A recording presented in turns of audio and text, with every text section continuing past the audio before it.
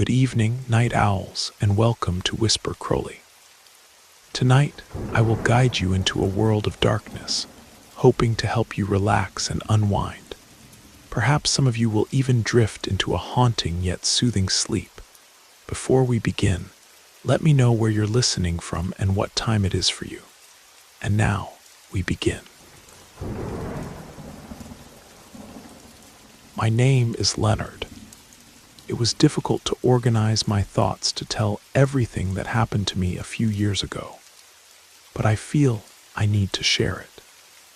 I've heard strange stories in my life, but none seemed as close to possible as mine. For a long time, I convinced myself that I was delirious or exaggerating, that everything came down to temporary bad luck. Then things went beyond that. I started having nightmares, seeing signs that to this day I can't explain. Even now, I feel like something follows me, and I write not to scare anyone on purpose, but because I can't stand the guilt I carry. I've always been a driver since early on. My late father taught me to drive, and my first real job was at 19, when I got a spot at a small transportation company. We were few in number, and the salary wasn't good, but for me, it seemed like the maximum. I grew up in a simple family without much education, so any steady job was a source of pride. I drove small trucks making deliveries to markets and neighborhood stores. Gradually, I started taking longer routes, going back and forth on roads that connected different regions of the country. I liked the idea of traveling, meeting people, seeing different landscapes, but over time that routine started making me tired. The vehicle's air conditioning didn't work properly, and I spent hours in the sun waiting for cargo clearance, facing blockades and potholed roads. I was never one to complain much, but I also never stopped wondering if that was all I could do with my life. But I had no training beyond high school. Driving was what I knew how to do best. When I reached 26, I decided to change a little.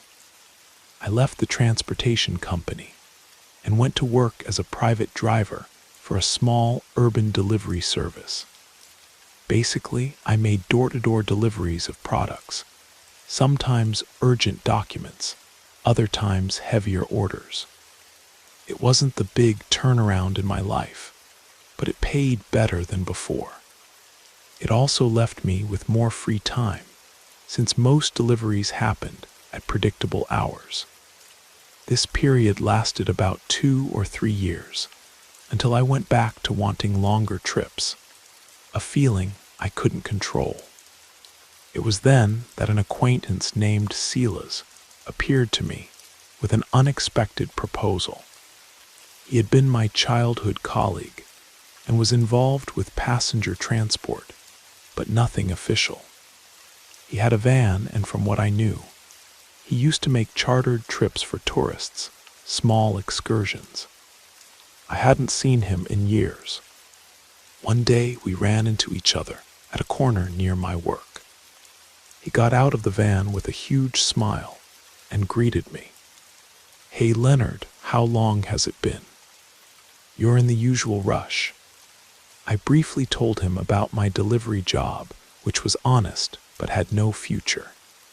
He nodded and said he was working on his own, that sometimes the money was very good, sometimes not so much, but that he had some interesting contacts.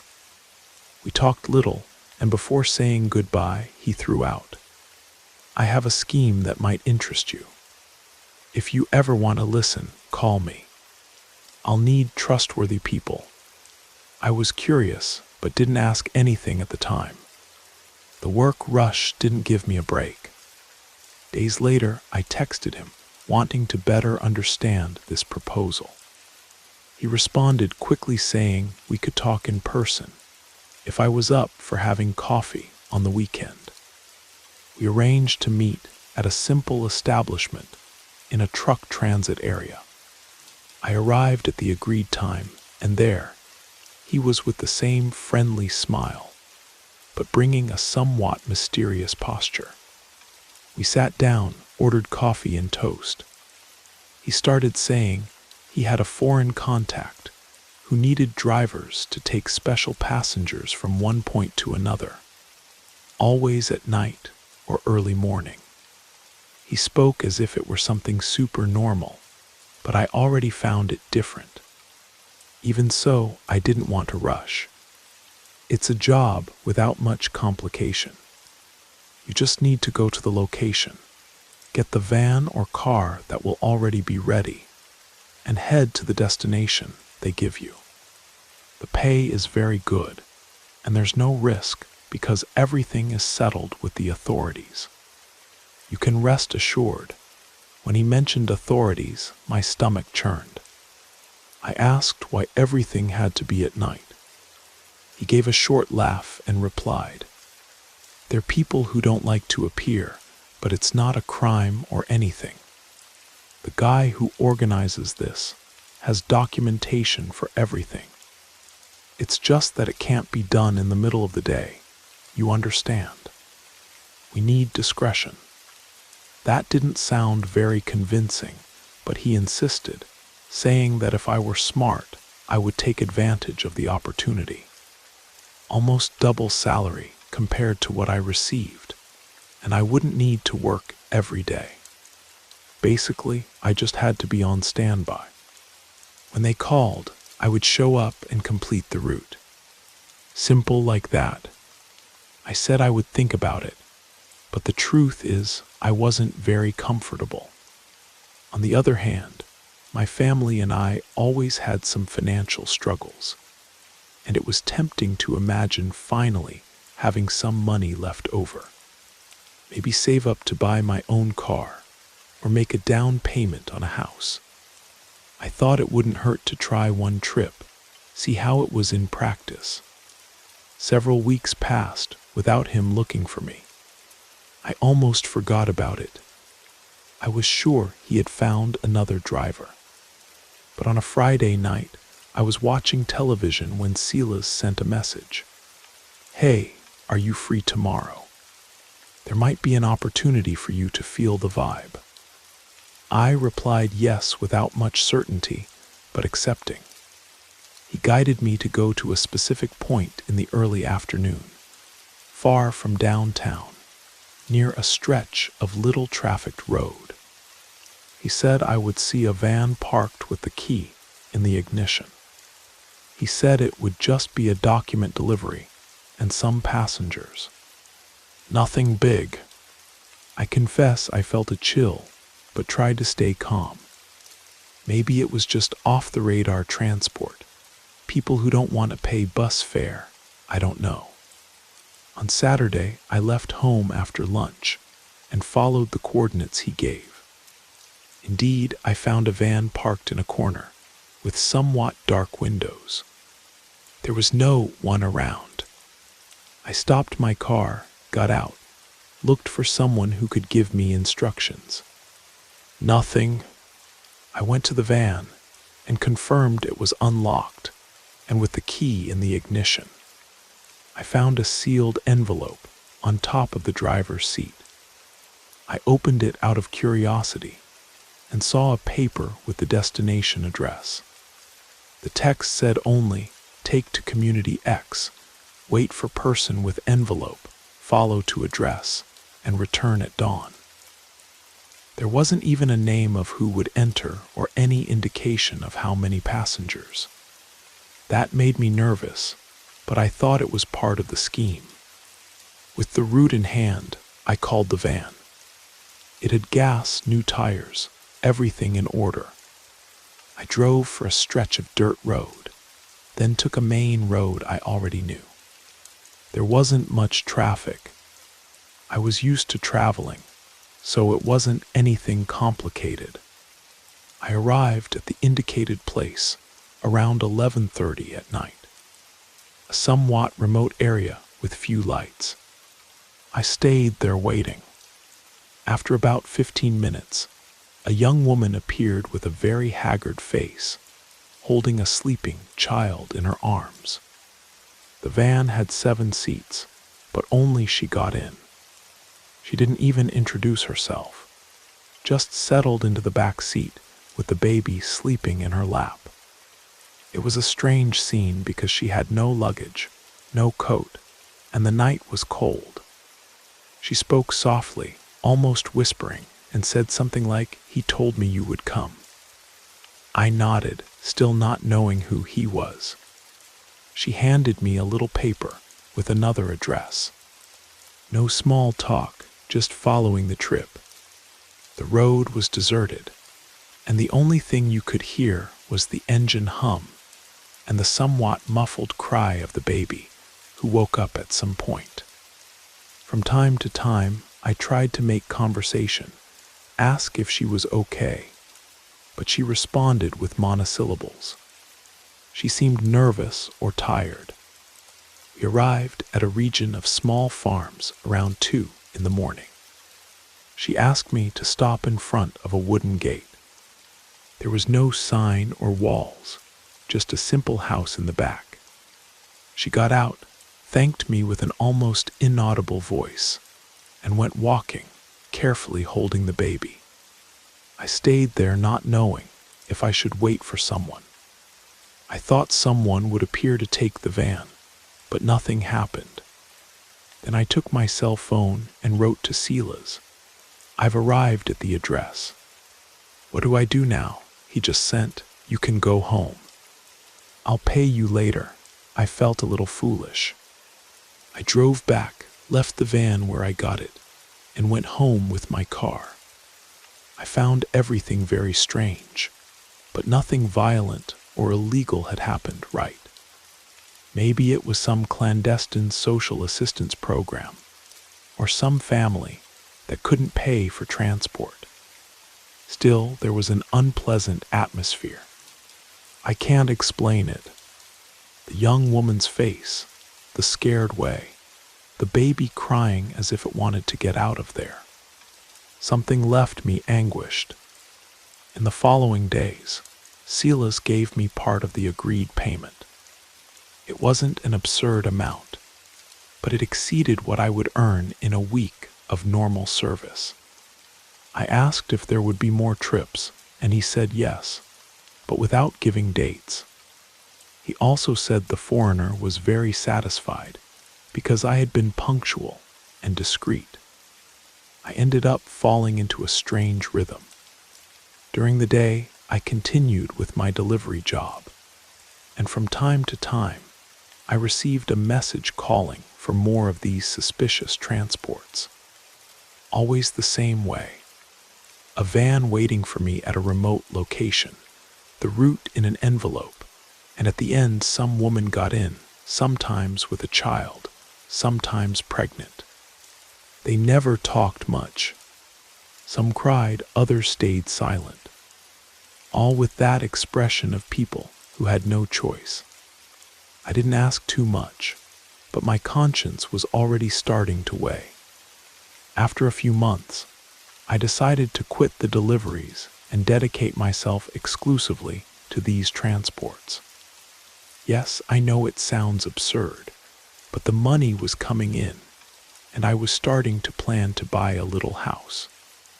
When I realized it, I was trapped by easy money, convincing myself that even if there was something strange, it wasn't necessarily illegal. After all, no one complained, no one asked for help. It could be an immigration program, or people wanting to stay away from the spotlight. They always told me everything was settled with the authorities. However, the feeling of getting involved in an obscure plot wouldn't stop growing, especially when I started noticing a pattern. The passengers were almost always very humble. Some barely spoke English. They seemed to come from remote regions of the deep interior. Furthermore, almost all were in situations of vulnerability. Pregnant, carrying babies, without relatives nearby. almost without luggage. At the end, we arrived at an isolated point, usually at dawn, and someone received them. Sometimes a blonde woman appeared, very white, who spoke broken English. Other times, two men dressed in lab coats appeared, as if they were doctors. And then I was sent away without ceremony. I started questioning Silas, wanting to understand what this story was about doctors and clandestine routes. He limited himself to answering, "Each one does their part and gets paid for it. Don't think too much or you'll go crazy. If it were something dangerous, we would have seen police on our tail by now." I tried to calm myself with this idea, but I couldn't. The suspicion was eating me up. In one of these trips, I picked up a father with a boy about 4 years old. It was the first time I transported a man. He got in the van with the boy in his lap.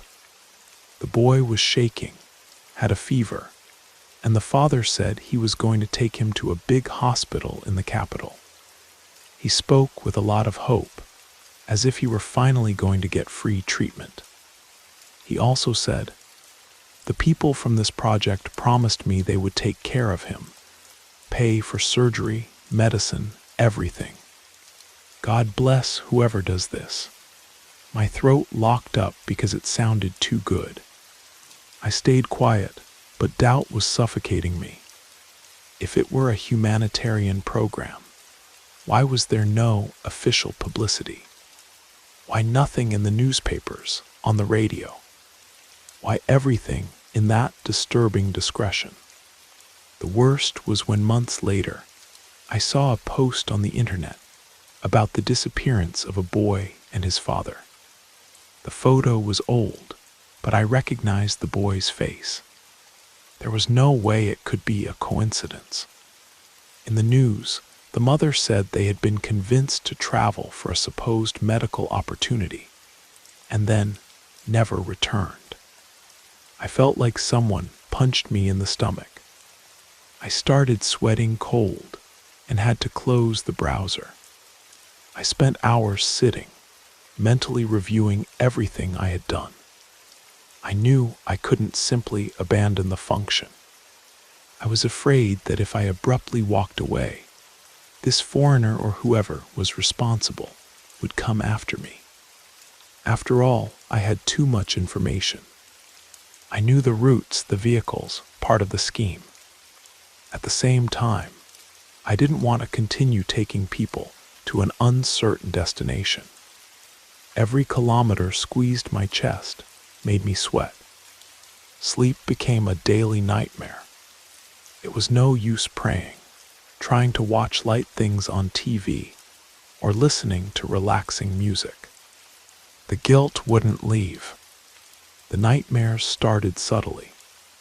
In some, I drove alone on an endless road, without a sign or any reference. I knew I needed to get somewhere, but I didn't know where. The van was empty, but I felt a breath that wasn't mine. I woke up with my heart racing, but tried to convince myself it was just stress. Then things got more intense.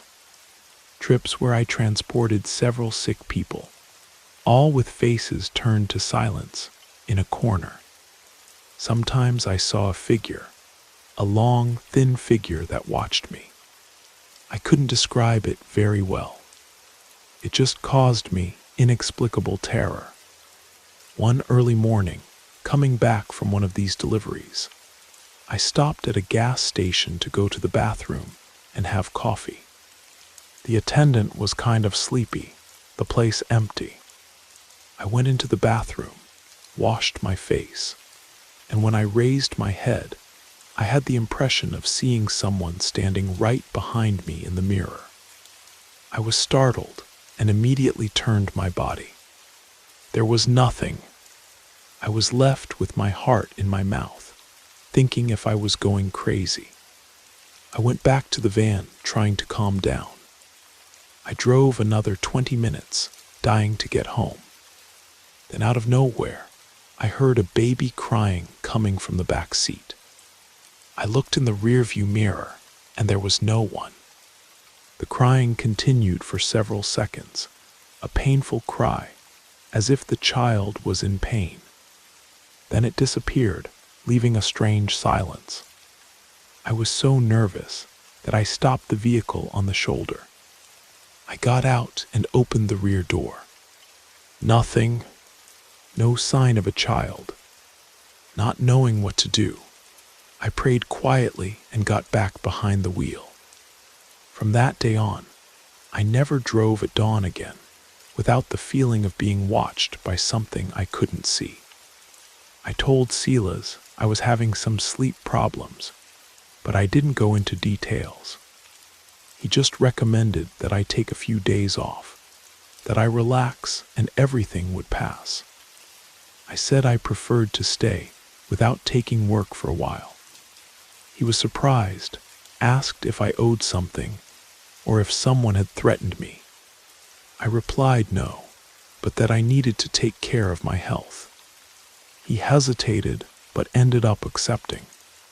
He said he would talk to the people and leave me on standby if something urgent came up.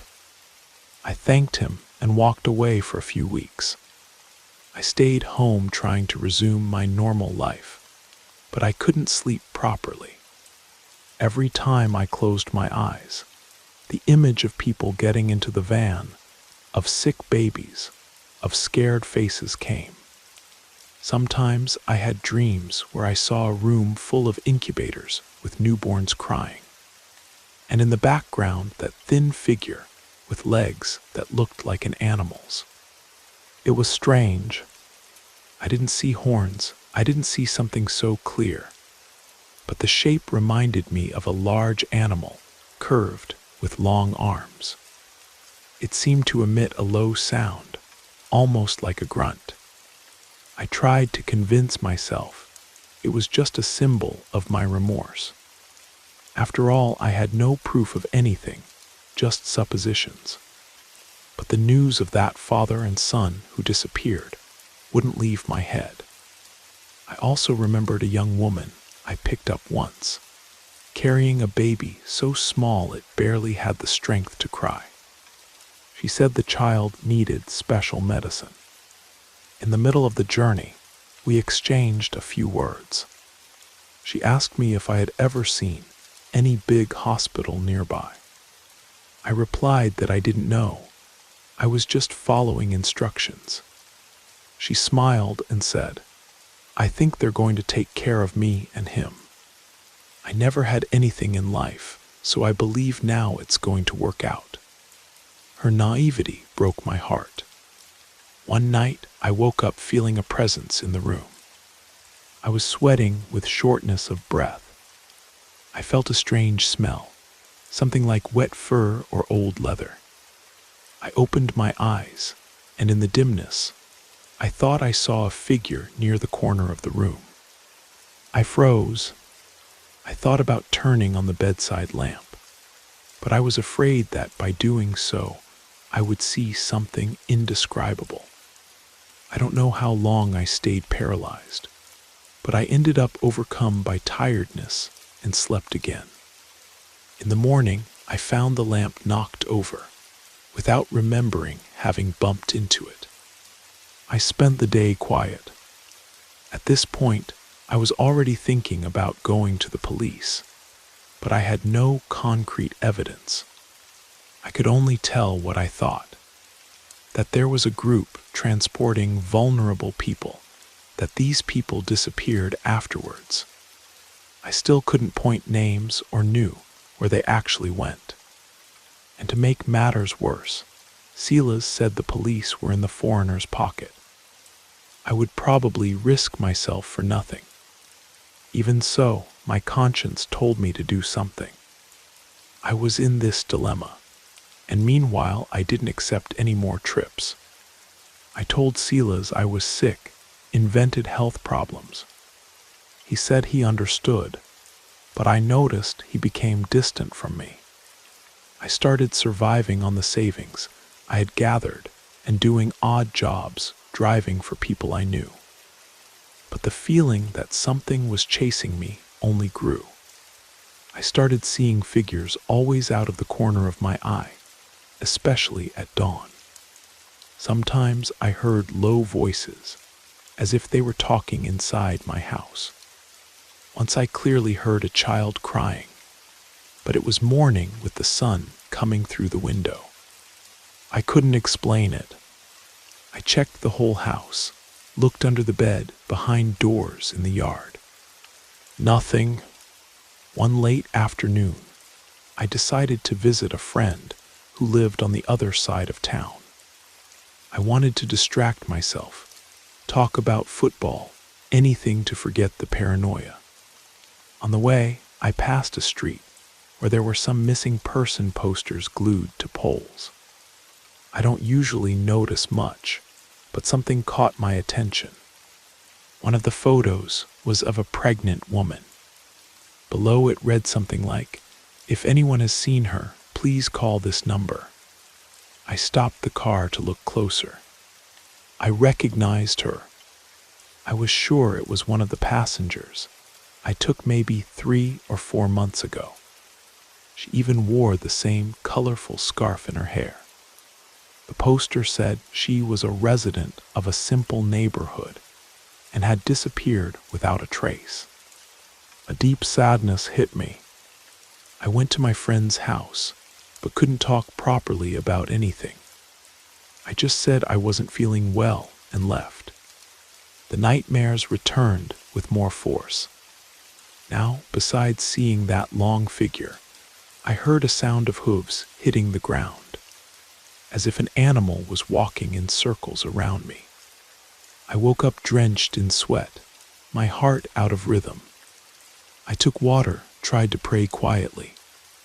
I was angry at myself because I didn't know if it was just a simple manifestation of stress or something actually supernatural that haunted me, associated with what I had done. On another occasion, I was urgently called by Silas. He said he really needed me, that one of the drivers was absent and the foreigner was furious. I resisted, but in the end gave in. I needed money, and also feared they would become suspicious of me. I arranged everything, and that night, I went to the designated location. When I got into the van, I noticed there were 2 men sitting in the back seats. One of them was Brazilian by his accent, and the other spoke English with a slight different accent, maybe European. They weren't violent, but looked at me seriously. The Brazilian said, "Take us to that point we informed you about. There's some people will get into the van." Then we follow to the final place. I nodded in agreement. We didn't exchange any more words. We arrived at a road without lighting, with dense vegetation on both sides. We stopped near a kind of dirt entrance. Shortly after, 3 women appeared, all with pregnant bellies. They didn't come together, but arrived almost at the same time, as if they were being guided by someone I didn't see. 2 barely spoke. The third, a little older, walked slowly, apparently in back pain. They got into the van without saying anything. One of the men gestured for them to sit in the back. The older one whispered something to him, which he replied in a low voice, but I didn't understand. I stayed a few seconds, stopped with the key in my hand, thinking if I should start and run away from there. But I realized it would be crazy. So I started the engine and followed the route. The women whispered something I didn't understand. At one point, one of the pregnant women asked the other, "Are you sure they won't deceive us?" The answer was, "I have faith that everything will work out. They said this doctor is trustworthy, that he'll arrange work after the birth." I closed my eyes for a second, trying to ignore the remorse. That conversation confirmed that they believed in the chance of having their babies well cared for and still getting work. It sounded too good. I couldn't believe it. After a lot of road, we arrived at a property hidden behind a high gate. One of the men told me to stop there. He got out, opened the gate, and the van entered slowly. From afar, I saw a large house, but few lights on. There was a tense climate, as if no one wanted to draw attention. The pregnant women got out accompanied by the two men. I stayed at the wheel. I waited about 10 minutes. No one came back. At that point, despair started hitting me. I was afraid something horrible would happen in there. I only heard some noises coming from inside the house, maybe muffled voices. I had the urge to get out and check, but I restrained myself. I didn't want to interfere and end up dead in a corner or disappear, without a trace like so many others. After this time, the Brazilian man came back alone and said, "You can go. Tomorrow someone will pick up the van. If you want a ride, the other driver is outside with a car." I declined, saying I had my car at another point and preferred to take a taxi. He didn't question it. I left shaking. I walked back to a relatively nearby gas station and called a taxi. I spent the entire trip quiet, looking out the window, feeling a suffocating certainty that I had participated in something monstrous. When I got home, I couldn't sleep. I sat on the sofa until dawn. In the morning, I started having a fever. I couldn't eat anything, just drank water and felt nauseous. It seemed like my body was reacting to all that, as if it was saying, "Enough." I stayed in bed for 2 days, lacking strength even to answer the cell phone. Silas called several times, but I ignored him. I didn't want to know about anything else. When I recovered, I tried to get a normal job, but I was listless. Not a day went by without thinking about the people I took. And as if that weren't enough, the visions and nightmares intensified. Almost every night, I woke up sweating with the impression that someone was walking through the hallway of the house. I even started locking the internal doors, but it didn't help. The atmosphere was heavy, as if the air had become dense. One early morning, I heard noises in the yard, as if something was scraping the wall. I opened the window, and in the little clarity, I thought I saw a crouched silhouette of tall stature that disappeared behind the wall. I felt a chill and immediately closed the window, sweating. I started using mild tranquilizers to be able to sleep, but the dreams continued. I dreamed of missing people, of children crying for their mothers, and in many dreams that figure returned, the entity that moved like a predator. It was never complete, but sometimes I distinguished long arms and legs that seemed deformed. It seemed to emit a grunt, as if it were a large animal. I woke up screaming and took a while to understand where I was. At a certain point, I decided I needed to put an end to it. I thought about moving to another place, disappearing and starting life over. But I didn't have enough money to support myself in another city for a long time. And there was still the fear that if I disappeared, they could find me. When you get involved in a scheme like this, it's not so simple to turn your back. A few days later, Silas appeared at my door without warning. My girlfriend at the time was scared because he had a serious look. I invited him in and he was short and direct. "Look, the people want to know why you don't answer anymore.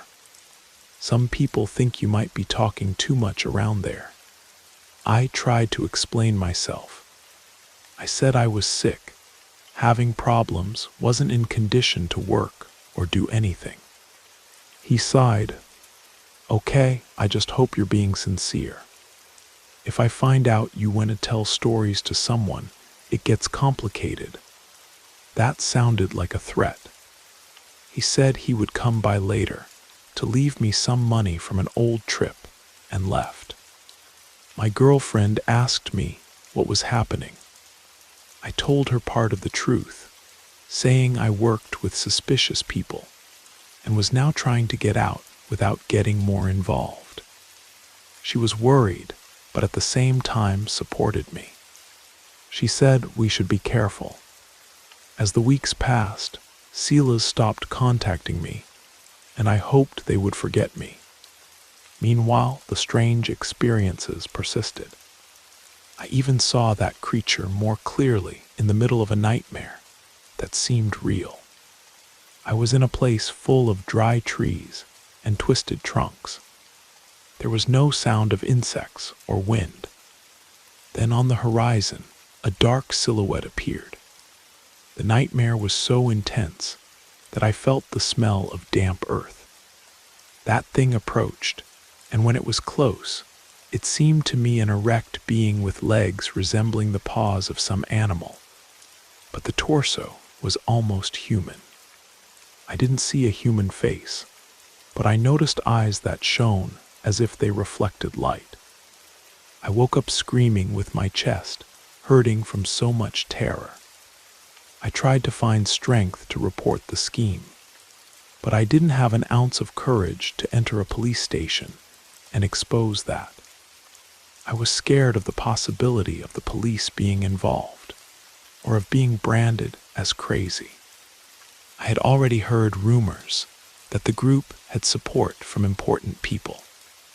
My girlfriend advised me to at least anonymously warn people about these false promises of work and medical treatment. So I started browsing social networks, groups, and forums trying to alert. I used a fake profile without a photo, but my posts didn't have much reach, and some were taken down. People commented saying I was making up conspiracies. That discouraged me even more. One night I had a terrifying dream.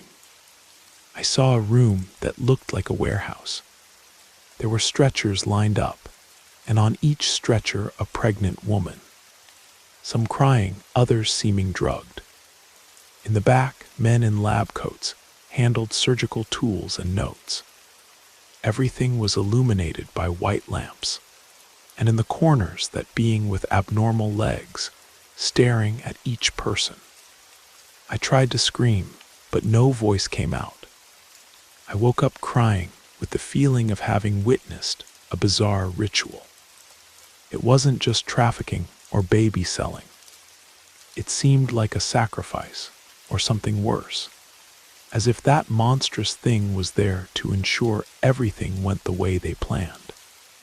For a while I thought I was losing my sanity. I talked to my girlfriend, now my wife, and she tried to calm me down, but she also started having nightmares. Dreams involving babies crying, women asking for help. It seemed like the bad energy from my life had contaminated the whole house. She encouraged me to seek spiritual help in some church, but I was afraid to talk about the subject with anyone. I was afraid of both physical and supernatural retaliation. She even tried once to talk discreetly with a priest to schedule a confession. But that same night, she suddenly became ill with vomiting and high fever. We were scared as if something was saying, "Don't interfere." I lived anguished. To make matters worse, I couldn't get a stable job, and our bills started to be late. The money I had saved was running out. In the midst of this crisis, I received a visit from a man who claimed to be Silas's friend. I don't remember his name, but he had a serious way, wearing a tie, speaking quietly. He appeared at my door saying he knew about my financial situation, and that if I wanted to go back to driving, the people could accept me back. I, scared to death, said no because I was sick. He smiled sideways and said I should reconsider before running out of money. He didn't make an explicit threat, but the insinuation was clear. This almost made me give in, but the fear of what I knew overcame the need for money. I rejected the offer, and he left without insisting. 2 days later, my car broke down, and the shop charged dearly for the repair. I was left owing the mechanic, unable to pay in cash. The view was as if all kinds of problems came at the same time, pressuring me to go back to work for that scheme. In the midst of this, I started having not only nightmares, but also strangely lucid dreams where I saw children crying on the side of a road. I tried to approach, but something prevented me. Suddenly, a huge shadow would appear behind them, and I would hear a crack, as if it were a branch breaking. When I tried to run, my legs wouldn't move. I always woke up with my body sweaty, my heart accelerated. I was in a constant state of exhaustion.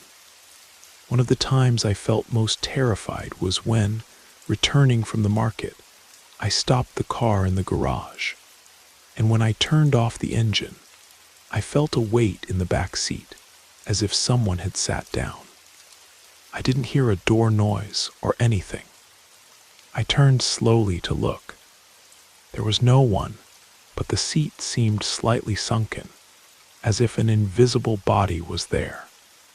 I lost the courage to check closely. I simply opened the driver's door and ran into the house.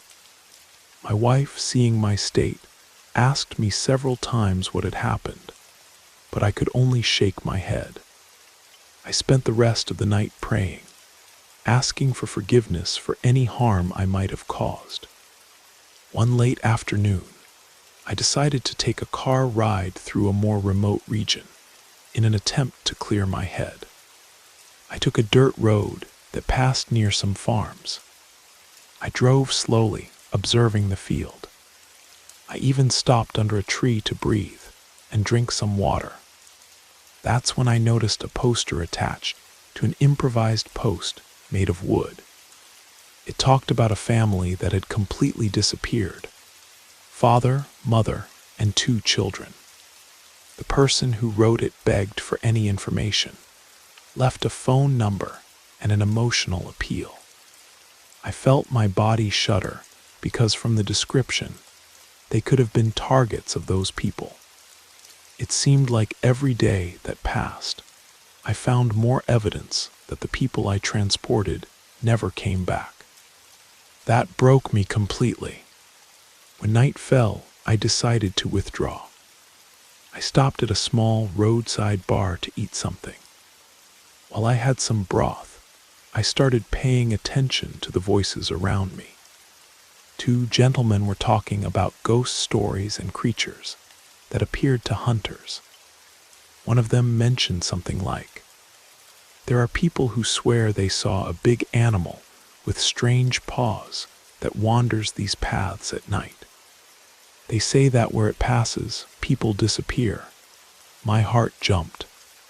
He could be talking about any local legend, but to me, it sounded very close to what I had seen in dreams. I preferred to pay the bill and leave. Even with all this fear, I tried to follow life. I worked as an app driver for a while, making short trips. I thought I would manage to breathe. But one night, I was at home taking a shower when I heard my wife scream. I got out of the shower running, still wet, and found her in the living room, pale, pointing to the window. She said she saw a strange thing outside, something moving in a way that wasn't normal at all. I ran to the window, but didn't see anything. Even so, she was trembling. We spent the rest of the night awake, with the feeling that something was circling our house. After that, she begged me for us to take some time away from the city, visit a distant relative, or rent something in a quiet place for a few weeks. I decided to accept. We gathered what we could and left on a Friday afternoon, hoping to forget everything. But it seems the further I got away, the more the memories came to the surface. On the road, something happened that almost made me stop the car completely. A strange animal crossed in front of me that looked like a deer, but moved slowly and stared at me fixedly. I was so disturbed that I braked to avoid hitting it. It stood there for a few moments, then walked away without hurry, staring at me with eyes that seemed human. My wife grabbed my arm, noticing my panic. We looked at each other and she whispered, "Just go past it." I stepped on the accelerator, swerving around the animal that didn't run, just continued on the side of the road. It was impossible not to remember the images from my dream. That hybrid creature. That scene accompanied me the rest of the way. We spent almost a week at that retreat, but I had no peace. Agitated dreams, strange sensations. My wife even stopped commenting so as not to make me more nervous, but it was visible that she couldn't sleep either. When we returned, it seemed the house was even colder, more silent. I had the impression of seeing scratch marks on one of the exterior walls, as if claws had been driven there. I was sweating, but decided not to comment so as not to scare my wife even more. The routine continued, and I avoided talking to Silas or anyone else from the past. But now and then I dreamed that he was looking for me, saying I needed to conclude the story, as if there was a pending debt of mine with that group. One day I received a phone call from an unknown number. I answered, and the voice on the other side was from a woman who introduced herself as an assistant to the foreign contractor. She started by saying she regretted my withdrawal, but that there was an important delivery, and they needed me specifically. My first reaction was to stutter, saying I wasn't in condition to drive. She ignored it and continued, "Don't do this disservice. We all know you have a debt of gratitude for the months you worked with us. Just one more trip and I promise we'll release you." My throat went dry. I don't know why she spoke that way. It seemed like blackmail. She said she would send me an address, and that I should show up that night without delay. Before I could respond, she hung up. I was paralyzed with the phone in my hand. I didn't want to go, but what if they came after me? I talked to my wife. She was terrified, told me to run away. But where to? And I also feared for what they would do to her or my family members. In the end, I made the decision to go, but with the idea of observing everything, seeing if I could get some kind of proof or information to report later. I was already exhausted from that life of fear. When the time came, I got in the car and headed to the address. It was a house with high walls, iron gate, in an area without movement. I honked the horn, and after a few moments, a man came to receive me, saying I needed to get the van inside. I went in, parked, and saw the van leaning against the garage. They handed me the keys and a paper with instructions. Pick up 2 women at a road point, and then take them to a specific location. I asked who these women were, and the man made a disdainful face. "It doesn't matter. Do what you always did, and everything will be fine." I felt anger inside, but restrained myself. I started the van and left. I drove for almost an hour to the road. Everything dark, few lights on the posts. I stopped, turned off the engine, and waited. A cold wind was blowing, and I had the feeling that any movement in the woods could be an animal or someone spying on me. Suddenly, two young women appeared, one of them with a huge pregnant belly, the other carrying a small baby wrapped in cloth. They seemed scared, looking around. They got into the van without saying anything, just greeted each other with a shy nod. As soon as I closed the door, I noticed the woman with the baby had a somewhat recent cut on her eyebrow, and she was trying to hide it. I followed the route. From time to time, the pregnant woman moaned low, maybe feeling pain. I tried to ask if everything was okay, but they didn't answer anything, just looked at me with frightened eyes. After about 40 minutes, we stopped at a land surrounded by barbed wire.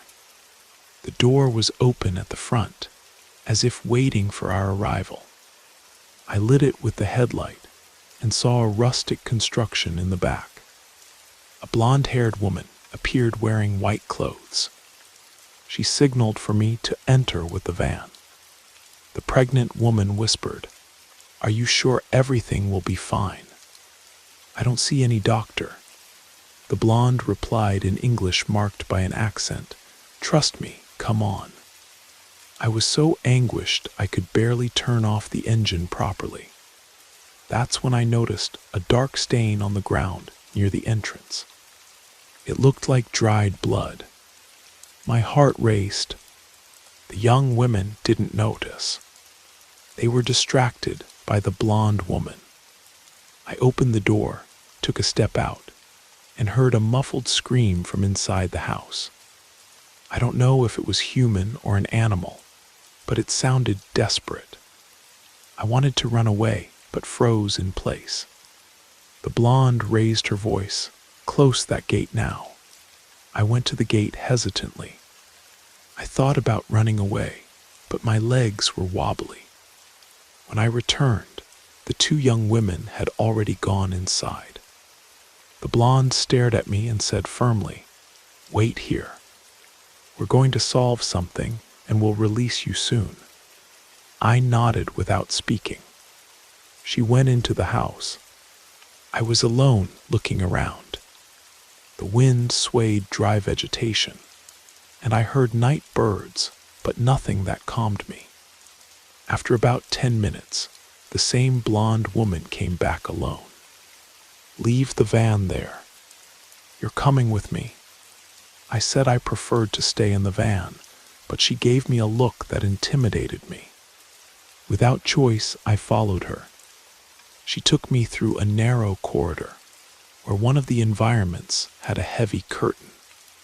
You could hear babies crying from there. I felt terror spread through my body. At the end of the corridor, there was a dark room that stank of something chemical, like strong medicine or industrial cleaning product. The blonde opened the door and said, "Go in here. I'll be back to release you." "Don't worry." I went in kind of not knowing what to do. It was a small room with 2 chairs and a table. The door closed. I stayed there taking deep breaths, trying to find courage to escape. I tried to open it, but the door was locked from outside. I knocked and called without response. I felt like a trapped rat. I stayed there inside for who knows how long. It could have been 30 minutes or 2 hours. Through the crack under the door, I saw the corridor light turn on and off from time to time. I heard voices, hurried steps. At a certain moment, I think I dozed off from exhaustion. I dreamed that creature with a half-animal body entered the room and observed me. I woke up with a start. My heart accelerated. I got up and kept knocking on the door again, calling. Finally, someone turned the key. Who appeared was a tall man wearing glasses, dressed in a lab coat. He stared at me with indifference. The boss said you can leave. If you want transport, there's a car outside. I asked about the two young women. He let out a humorless laugh. That's none of your business. Go and don't open your mouth about what you saw or heard. I tried to say something else, but he raised his hand and gestured for me to leave. I obeyed. I went back to the patio and indeed found a running car, a young man at the wheel calling me. Get in there, I'll drop you off on the road. I got in, still confused. He took me to a highway, leaving me at a deserted bus stop. Good luck, he said before starting off. I was alone in the dark, trembling. I ended up getting a ride with a truck driver who was passing by, who left me near home. I arrived at dawn with my body tense, my head throbbing. I told my wife everything. She was shocked. We cried together, no longer knowing what to do. After that episode, they never called me for anything again. Silas disappeared. The foreign assistant didn't call anymore. It was as if I had been dismissed, or as if they had tested me and concluded I wouldn't serve anymore. On one hand, I felt relieved not to have to participate. On the other, the nightly terror intensified. It was as if the creature, or whatever it was, had marked me. I started seeing out of the corner of my eye a large shadow with thin legs, sometimes in the corners of the hallway or in the back of the garage. Whenever I looked directly, it disappeared. The same strange smell of fur or old leather appeared at the most random moments. My wife also said she felt something but avoided commenting. I discovered, talking discreetly with acquaintances, that some disappearance reports were popping up in different places. Pregnant women, small children, and sometimes entire families. Few cases reached the media.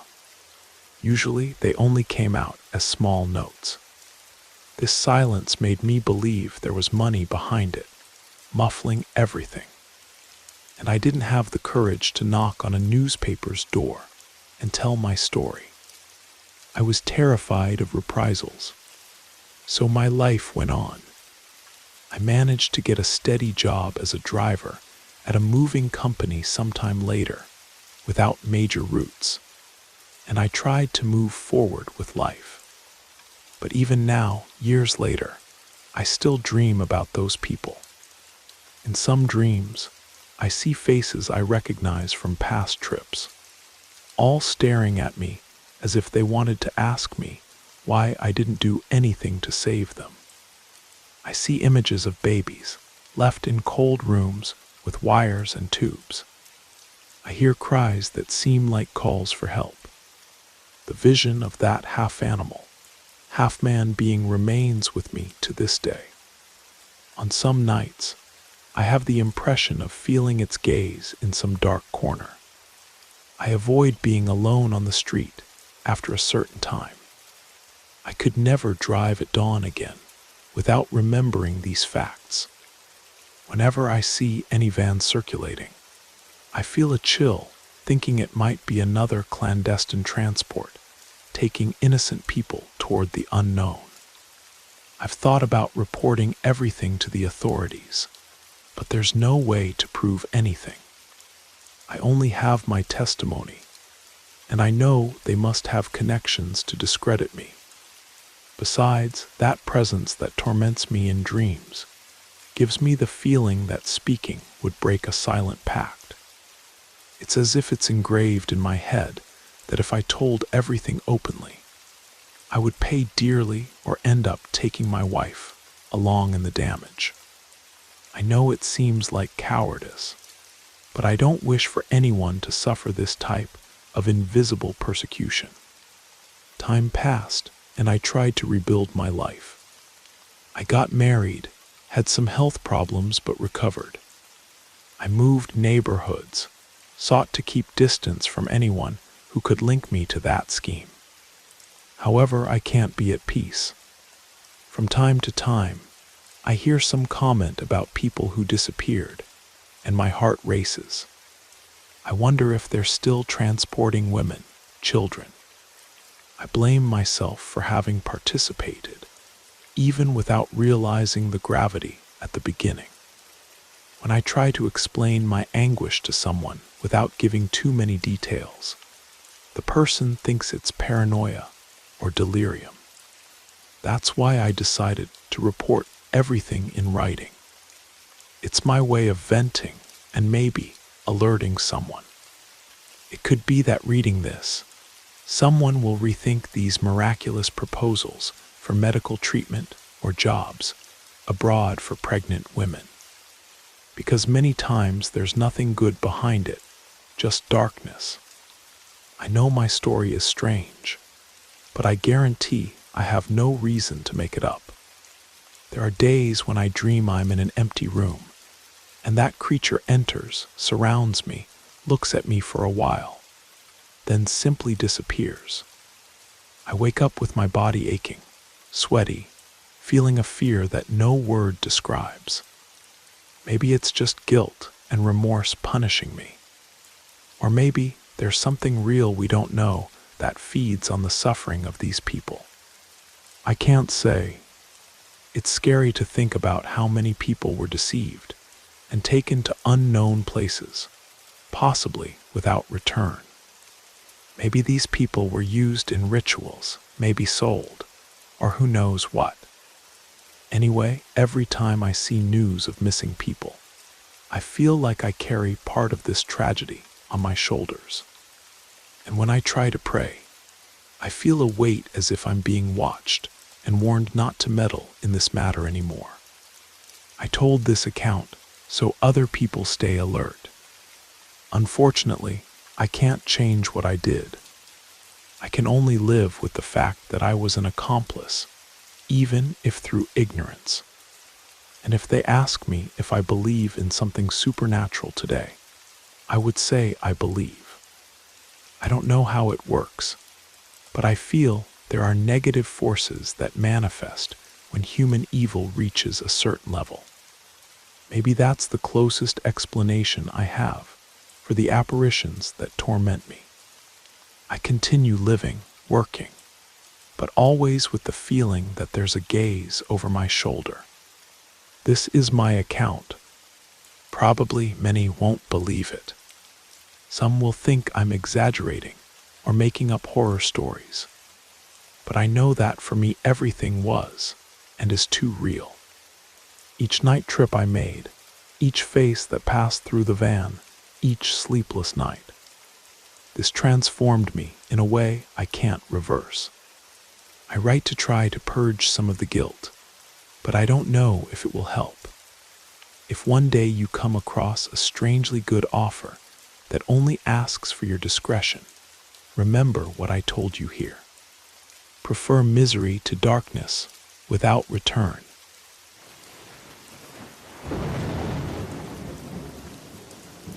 I hope you enjoyed the first story. If you did, don't forget to leave a like. But if I didn't do my job well, feel free to give it a thumbs down. Either way, drop a comment and let us know where you're listening from and what time it is for you. Now, let's continue. What I'm about to tell you happened when I was 16 years old. I'm 25 now, and I'll try to recount this story as accurately as possible. It was Halloween night in my small town in northern Alabama. The evening was humid and sticky, with temperatures hovering around 85 degrees. The oppressive heat seemed relentless, even after sunset. I was walking with my older sister and our friend Jessica. My sister had dressed as a black cat, and Jessica wore a classic witch costume. I, on the other hand, had made the terrible decision to wear a long formal gown, having chosen to go as a zombie prom queen. I even wore a plastic tiara and everything. I felt suffocated in that dress. It was so hot, and the corset back made it difficult to breathe properly. It was nearly 9 o'clock, and most of the trick-or-treaters had disappeared from the streets. We were heading to the town square near City Hall, where my mom was supposed to pick us up. The plan was to meet her there at 9 sharp. At that point, we were about 6 blocks away. My sister stopped to chat with a friend she recognized. I kept walking ahead. I was already running late for meeting my mom. And besides, I was completely uncomfortable in that horrible dress. All I could think about was getting home. I continued walking for 2 more blocks until I realized my sister and Jessica had fallen far behind. I was annoyed, but only 4 blocks remained until I could collapse into the bench seat of my mom's minivan. I started to feel uneasy being alone in the darkness. The yellow streetlights only made the atmosphere more ominous. I kept a steady pace until I heard the rumble of an engine behind me. I immediately stepped off the road. A massive black pickup truck roared past and turned left-right in front of me. I crossed the intersection, only 3 blocks to go. Then I heard that truck again. I was still off the main road, so I didn't bother looking back. This time it didn't seem so strange that the same truck had passed by again. But on the 3rd time, they slowed down for a good 30 seconds. That terrified me. I didn't recognize the truck, and the windows were too dark to see who was inside. When I thought I caught a glimpse of part of a face, they accelerated and disappeared around the corner. I walked another block before hearing the truck's engine again. Now only 2 blocks remained until the spot where my mom would pick me up. Fear consumed me, and I began to run. I could barely breathe properly because of the dress, and I was terrified of fainting. As soon as the engine's rumble appeared again, my stomach churned. I kept walking, but picked up the pace considerably.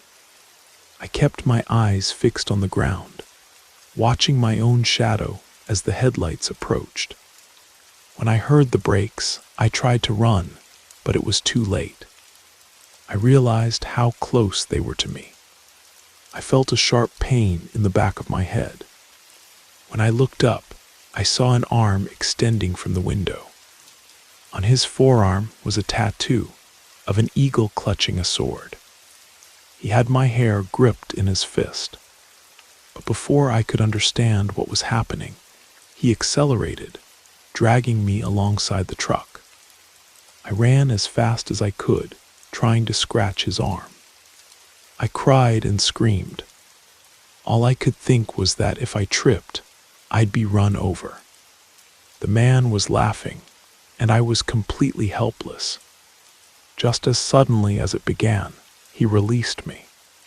I fell to my knees on the asphalt, tearing the dress and scraping the palms of my hands. My scalp felt like it was on fire. I was completely desperate and could barely breathe. I got up, wiped my face, and looked around. I felt totally violated. When I looked back and realized I had been dragged by my hair for more than a full block, the shock only intensified. As soon as I regained minimal control, I ran to the other side of the street toward the town square. My mom was nowhere to be found. I climbed into the enclosed slide at the playground and curled up inside, crying uncontrollably. I have no idea how long I stayed there until I heard my mom calling my name. I climbed down and saw her walking up the street, shouting my name. I walked toward her. When she saw me, her eyes widened and she panicked. Apparently, I had blood on my face and dress from the cuts on my hands. She ran to me, asking what had happened, trying to find any more serious injuries. I couldn't speak. I just hugged her and cried. We spent the following hours at the police station, filing a report. In the end, nothing came of it. My sister got in trouble with my parents for not being at City Hall on time and ended up grounded. My mom had left City Hall to look for us, and when she found my sister, she hadn't even noticed I was no longer there. I also got scolded for not staying with my sister, but at least I wasn't punished. I still get very irritated remembering that my dress was destroyed, that I lost my crown, and even more so because that man was never found. This Halloween, I'm going trick-or-treating with my goddaughter. It'll be the first time in many years since all of this happened.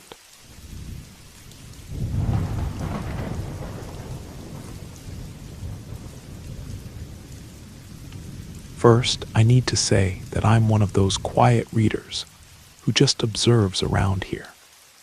I've been lurking for some time, and only recently created an account to follow stories that caught my attention. Honestly, I never imagined I'd have something to share. Actually, I'd prefer not to have anything to tell. I would have been perfectly content to continue just reading. But anyway, let me start with a little about myself. This October, I'm working at one of those haunted attractions, a haunted corn maze in rural Michigan. The pay isn't much, just minimum wage, but it helps me make some extra money for college expenses. The place is a combination corn maze and haunted house. I'm not one of the people who jump out wearing bloody masks to scare visitors. I'm the girl who runs the photo booth. The maze where I work takes pictures of people when they pass through a specific scary point. And at the end, you can see the photo of yourself and your friends with expressions of pure terror. If you want, you can buy it for $5. It's really funny to see the expressions. Some are absolutely hilarious. I've been here for several weeks, working just a few nights per week. Hundreds of people have passed through, and all of them were photographed screaming, jumping, or looking terrified. Always at the moment when the camera captures the scene. But last Friday night, that changed. Around 8:30 in the evening, a photo loaded on my computer, and I began preparing it for printing. I was notified by message that it was a group of one person, so I'd only need one copy. So far, so good. When I looked at the photo, I saw it was a man alone, dressed entirely in black with an equally black bowler hat. He wasn't screaming or scared. He was just staring at the camera with his face covered in shadows. That made me a bit uncomfortable. I'd never seen anyone react like that, with no emotion whatsoever. Maybe he already knew what was going to happen, or someone had told him about it. I put it aside and continued selling the funny photos to other people for the rest of the night. When we were closing around 11, I was organizing the photos that hadn't been sold. And suddenly, I saw that man's photo again. That's when I realized I had never seen him come by the booth to ask if he wanted to buy the photo. That was weird because everyone has to pass by me to exit the maze. I decided not to worry about it and went home. Now comes the bizarre and scary part. I returned to work on Saturday, and the night went normally until around 8:30 when the same photo appeared again. One person, the man completely in black, not scared, looking directly at the camera. But this time, I could see more of his face. He was smiling, but in a terrifying way, showing practically all his teeth. My stomach churned, and all I wanted was to leave. But obviously I couldn't. Saturday is our busiest night. Finally, the night ended. Once again, he didn't show up to get the photo. I called my boss and asked him to take a look. I showed him both photos and explained that the guy never came to talk to me. I was clearly shaken, but he told me not to worry, that it was probably just some prankster trying to scare us. But I am worried. What should I do? I'm working again tonight, so I'll update everyone tomorrow. But I'm scared. What if he appears again? What if he knows I'm the one who works at the booth, and that I'm the one who sees his photos? I'm almost certain that this man, whoever or whatever he is, knows who I am and is here because of me. It seems like he's doing this on purpose. On Sunday night, I asked my boss to have someone stay with me because I was nervous. He said he didn't have anyone extra to put with me, which I understand since Sundays aren't as busy, even close to Halloween. But this one was being different. It wasn't like I needed a bodyguard. At least that's not what he thought. He offered to stop by every hour to see if everything was okay. I felt a bit childish and silly, but I accepted. Early in the evening, it was still light and everything seemed calm.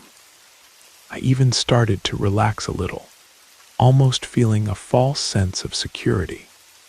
I think I told him everything was under control, and that I'd let him know if anything weird happened.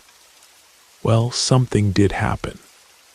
Around 7:45, I realized I needed to use the bathroom. I sent a message to my boss asking if he could send someone to cover for me.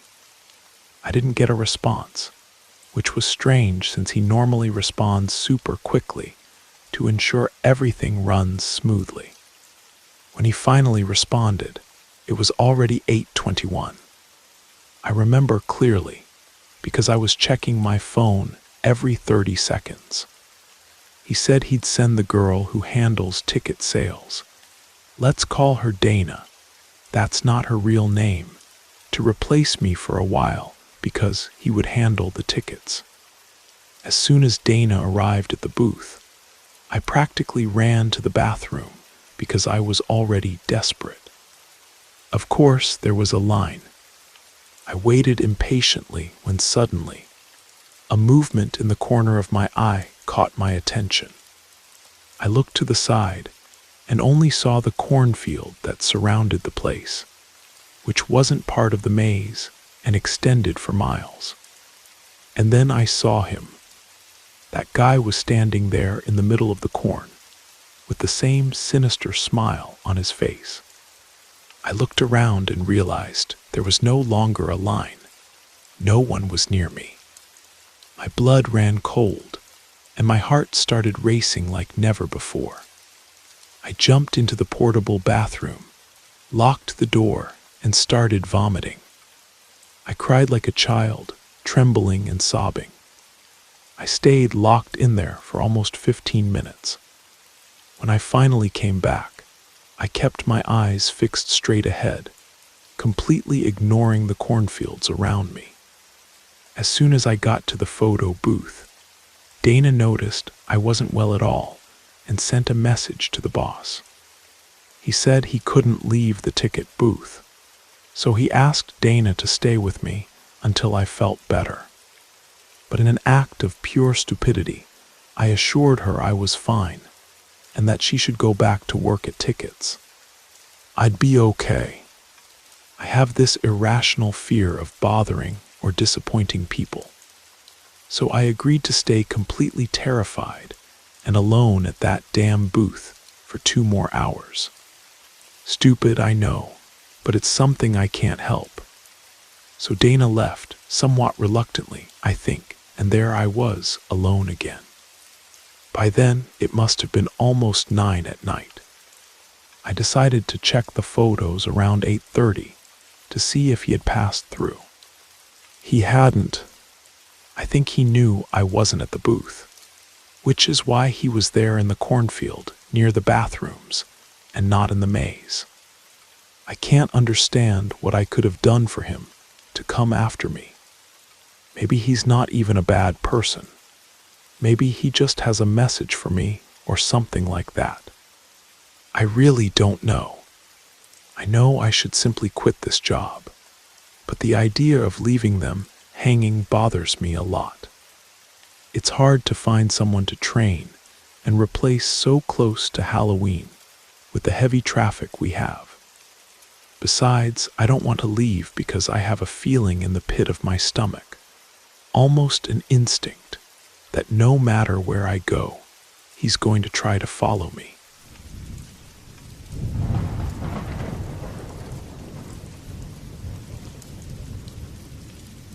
I must have been 7 or 8 years old when this happened, and it was close to Halloween. My sister and I were in the living room, enjoying some horror movies. My mom had just left for work. It was around 9:30 at night, and she worked the night shift at a factory about an hour from home.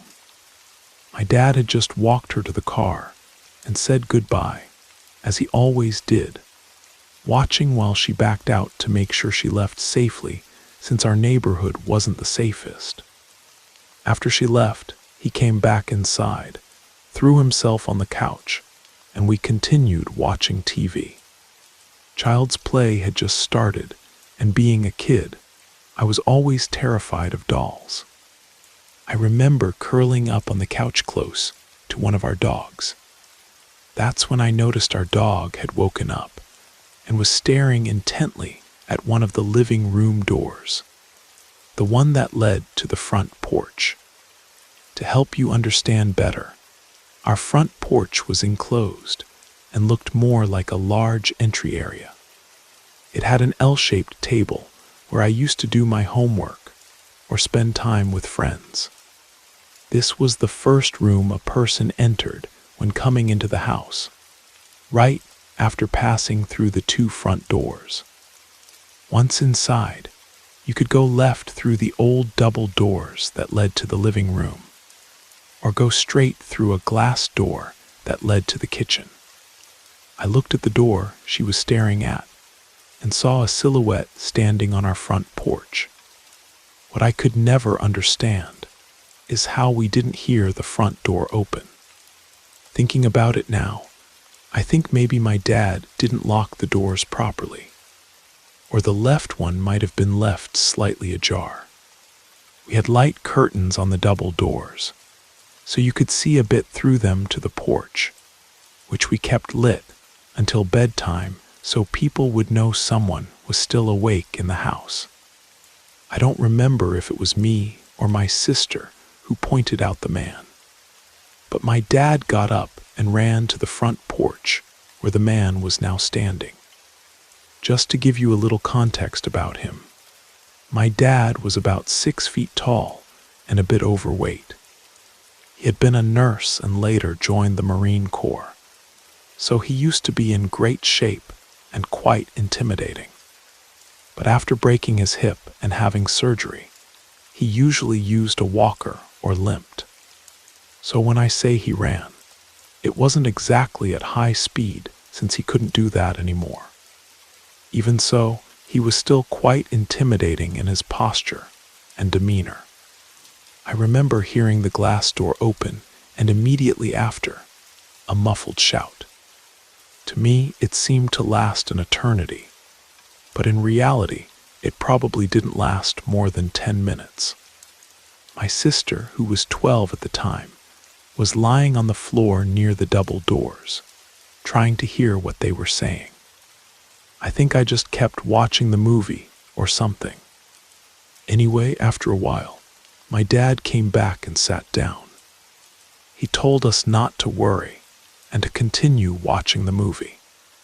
Eventually, he ended up turning off the TV early and sent us to bed. But he warned us he was going to sleep downstairs again.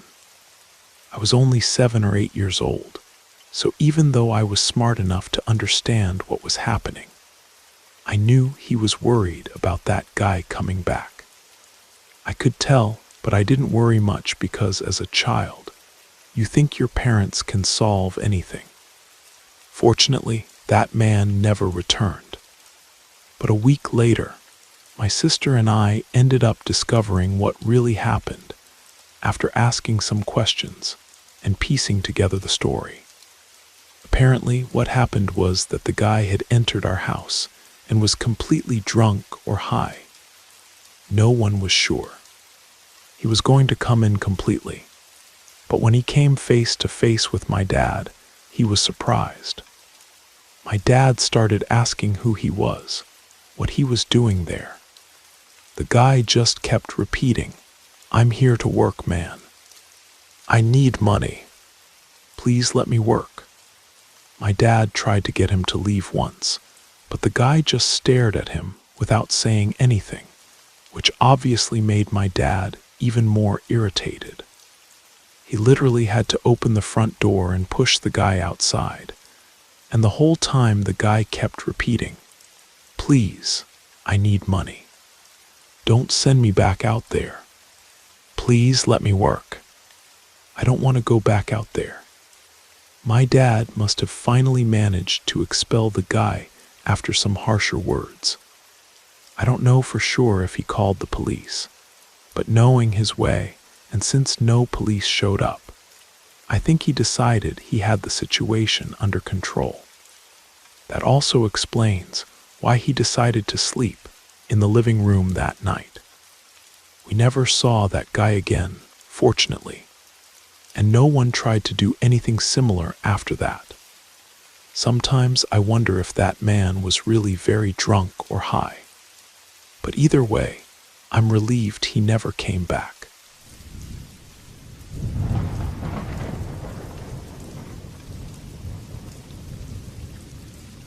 This story takes place on the night before Halloween, October 30th. I don't remember exactly how old I was, but I know I was still in middle school, maybe 6th or 7th grade, so I definitely wasn't more than 12 years old. Just to give you a bit more context, I didn't weigh more than 90 pounds until I entered high school. I was always very thin with a straight body and not much definition. I wasn't very tall or very short for a girl either. Overall, I was kind of apathetic, but the one holiday that always got me super excited was Halloween. I was and still am passionate about costumes.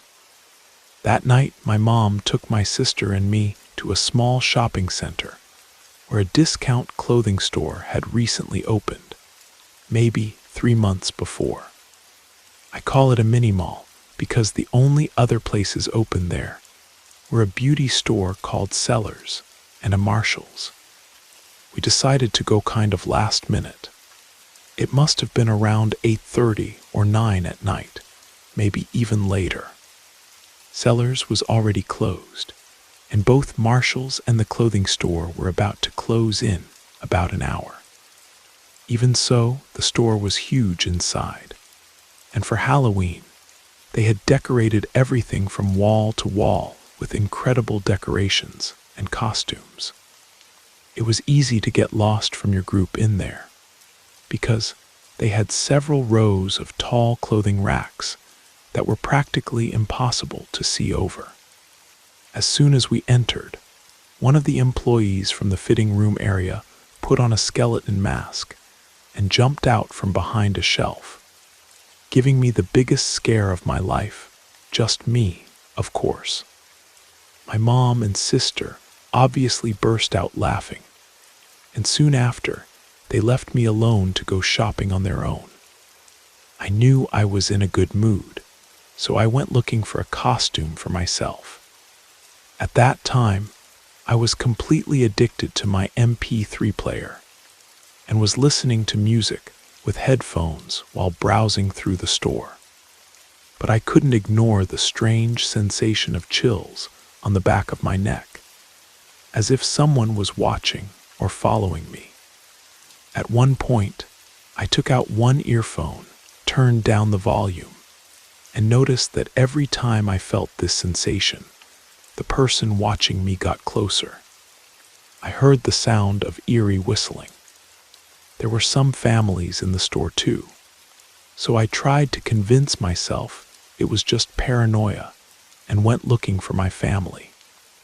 They told me they were going to stop by the Marshalls next door to do some shopping before they closed, and said I could continue in the store looking around. I should just meet them there later. My mom gave me $20, and then she and my sister left while I continued exploring the store. But that feeling of being watched or followed wouldn't leave me alone. At one point, I looked under the clothing racks and saw a pair of dirty black sneakers on the other side. However, I could never see the person's face. It was at this point that I realized I wasn't going to find any costume there, and started to leave the store to go to Marshall's to find my family. I distinctly remember hearing footsteps right behind me as I walked toward the exit. Even when I changed aisles trying to throw them off, my heart started racing because now I knew I wasn't imagining things anymore. I ran on the school track team, so I was able to pick up the pace without getting tired. But the footsteps continued behind me without pause. Only when I left the store did I finally turn around to see who was following me. I remember being paralyzed when I saw him. It was a white man, probably under 35, dressed all in black with his hood up, staring at me. He didn't have any shopping bags, so he clearly wasn't there to shop. And even when I made eye contact with him, he didn't stop following me. In fact, it seemed like he was even smiling. When I look back, I want to slap myself for not screaming for help right there. But pure terror simply blocked my voice. Instinctively, I turned around and started running. Marshall's was several stores ahead, a considerable distance from the clothing store where I was. But I didn't slow down at all, because I could hear the sound of him running behind me, breathing hard to keep up with me. He was determined to catch me.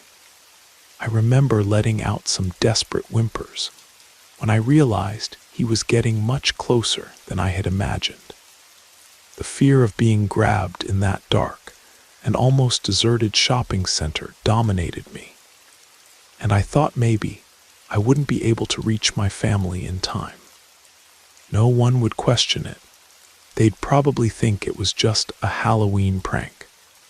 A final burst of energy got me through the automatic door of Marshall's.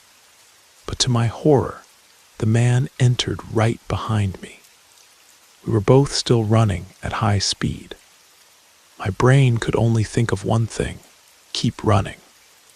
I couldn't even scream or warn the people in the store that this wasn't a joke, that I was in real danger. Luckily, being small and agile, I managed to squeeze between two displays of phone cases and headphones, knowing he couldn't get through there because of his size. He literally stuck his arm through one of the openings and tried to grab the back of my shirt. Fortunately, the noise he made trying to grab me ended up attracting the attention of more people in the store. Even so, I didn't stop running. I had no intention of stopping, and when I finally found my mom, I was a mess, crying, sweaty, and barely able to speak. The last thing I saw of that man was him hurriedly leaving the store. To this day, my mom and sister think I exaggerated this whole story. They still firmly believe it was all a prank by the store employee with the skeleton mask. And I hate that because, besides discrediting what I experienced, it ended up scaring both of them. The guy from the store with the skeleton mask was a teenager wearing a bright red uniform. The man who chased me and almost managed to kidnap me was an adult, and he carried an aura of pure terror, something I'll never forget. There are so many things I wish I had done differently, but to this day, I'm very grateful for being small and fast enough to escape from him that day. I wasn't carrying my cell phone because I had gotten into some kind of trouble. So if he had taken me, there would have been practically no way to find me. Just writing this gives me chills. Today, I'm extremely protective of my younger cousins, especially when we're in public places.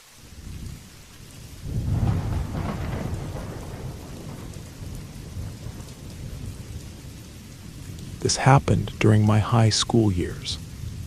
At that time, I worked part-time at a grocery store, and we had a tradition of organizing some kind of Halloween adventure every year. The first year we went to a haunted forest, then to a haunted corn maze, where I fell face first into a mud puddle right at the beginning. At these events, we went through situations like being trapped in a cabin with various Jason Voorhees characters, being chased by Leatherface, and other crazy stuff like that. It was always fun.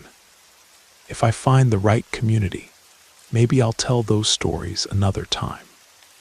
Anyway, I want to talk about the third year of this tradition. We were on our way to a haunted factory in a nearby town. This happened before smartphones, so we still relied heavily on printed directions. Since the group was large, we had to split into 3 cars, and I was in the last one with my friends Tyler and Anna. We ended up getting lost because the people in the cars ahead were terrible at following directions. We ended up in a more dangerous area of the city. At one point, we passed through a parking lot and someone shouted something. After a while, our car got separated from the others at a traffic light. When the light turned green again, we had already lost the rest of the group. We drove around for a while, calling the people in the other cars, trying to find each other. I was in the back seat talking on the phone with Sophia, who was in the first car, trying to guide Tyler, who was driving ours, while Sophia was doing the same with her husband, who was driving their car. It wasn't working very well. At one point I said, "Tyler, just stop somewhere and let them come to us." Tyler had several options like a Burger King parking lot or a commercial building parking lot, but he decided to stop in the parking lot of a somewhat suspicious bar. Why, I have no idea. Maybe it was because there was a huge key bank sign nearby that would serve as a reference point for people to find us. While we were there waiting for the others, a line of about 7 cars entered the bar. That wasn't so strange since it was a Friday night, but the way they parked was weird. They surrounded us, all the cars facing us, and parked so close that there was no way for us to get out of there. We were trapped. For a few minutes, they just stared at us from inside the cars. Suddenly, they all started getting out and walking toward us in a large group. There were at least 10 guys with very unfriendly faces, and that's when I was sure they were going to rob us. "Get your wallets," I told Tyler and Anna while doing the same. Honestly, I didn't have much money with me, which made me even more nervous thinking about what they'd do if it wasn't enough. I was terrified but trying to stay calm. Tyler, on the other hand, seemed to be fine. To this day, I can't believe he wasn't even a little worried, especially with a teenager and his girlfriend in the car. Anna, poor thing, was so scared she started crying. The guy who seemed to be the leader was the first to reach the door, coming to the passenger side where Anna and I were. He looked inside the car for a few seconds, and then he and the group went back to their cars and parked normally. I didn't want to take any more risks and said, "Seriously, Tyler, for God's sake, go to the Burger King." In the end, we managed to reunite with the rest of the group and finally reached the factory, which ended up being much less scary than what we had just been through. Maybe it doesn't seem so terrifying, but believe me, it really was. I have some theories. First, the guys got close to the car and realized we didn't have much to offer, so they gave up robbing us. But honestly, I think that option is kind of unlikely. Second, they confused us with someone else until they got close and looked inside. That seems much more possible to me. Third, they were just messing with us. Whatever the reason, I was really terrified. Even today, 13 years later, I look at that city with a certain wariness.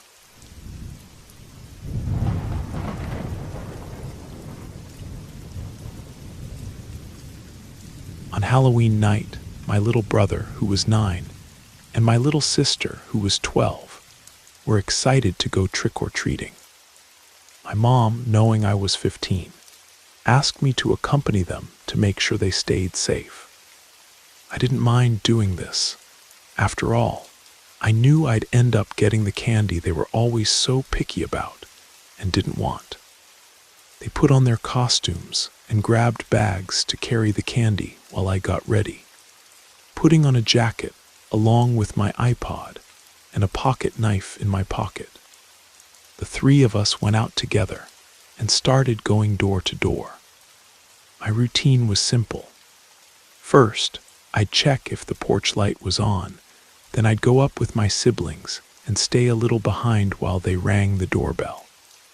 The person from the house would open, hand out the candy, and I'd say thank you. I repeated this at every house. Everything was going normally until my little sister started complaining about the cold, and I decided it was time to head back. They held my hands to warm theirs, and I kept them close to me as we walked. We hadn't gone very far. Our house was already visible there on the straight street. There was no one else walking around besides us. About 30 seconds after we started heading back, my little brother noticed a house to our right, about 6 houses before ours, with the porch light on. The curious thing is that this light hadn't been on before. We walked over there, but there was no doorbell. So I opened the storm door and knocked on the wooden door behind it. We waited for a few seconds without hearing a response. I knocked again, nothing. At that moment, I felt something strange and thought it would be best for us to continue on home, much to my little brother's disappointment. We had barely gotten back to the street and started walking again when we heard the house door open and a man shouted, "Hey!" I immediately turned around, still holding my siblings' hands, and saw a tall man standing in the open doorway. I couldn't see his face properly, or what he was wearing since it was dark, and the light was coming from behind him. But from the tone of his voice, he seemed to be middle-aged. The inner wooden door was completely open, and he was holding the storm door with his right arm, leaning on the frame. Behind him, I could see a carpeted staircase, and further back, what appeared to be a well-lit kitchen with a ceiling light. I don't remember exactly the words exchanged between us, but the essence of the conversation stayed clear in my head. He shouted something like, "I have candy in here." The tone of voice, even without seeing him, gave the impression that he was smiling. This only increased the strange feeling I was already having. Behind him, I saw no sign of candy. My intuition and all the lectures about not trusting strangers that I'd heard in childhood came to the surface. I knew very well that entering a stranger's house, especially on Halloween, was a terrible idea. I squeezed my sibling's silent hands tightly and replied, "No, thank you," already starting to walk faster, pulling them along with me. As we moved away, he shouted again, "Are you sure?" This time it sounded almost like he was begging. Without stopping, I looked over my shoulder and said, "Yes." He responded, "Oh, okay," in a strange way, as if he were exaggeratedly sad. Soon after, he went inside and closed the door.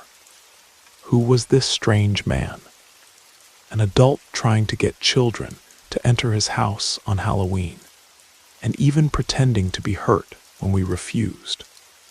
That gave me a very bad feeling, and as we hurried home, I told my siblings never to enter a stranger's house, especially on Halloween. We got home quickly, and when my mom and I were checking all the candy to see if it was intact, I told her about the man. She was worried, but we ended up not doing anything about it. Never try to get children to enter your house on Halloween, whatever your intentions, innocent or not.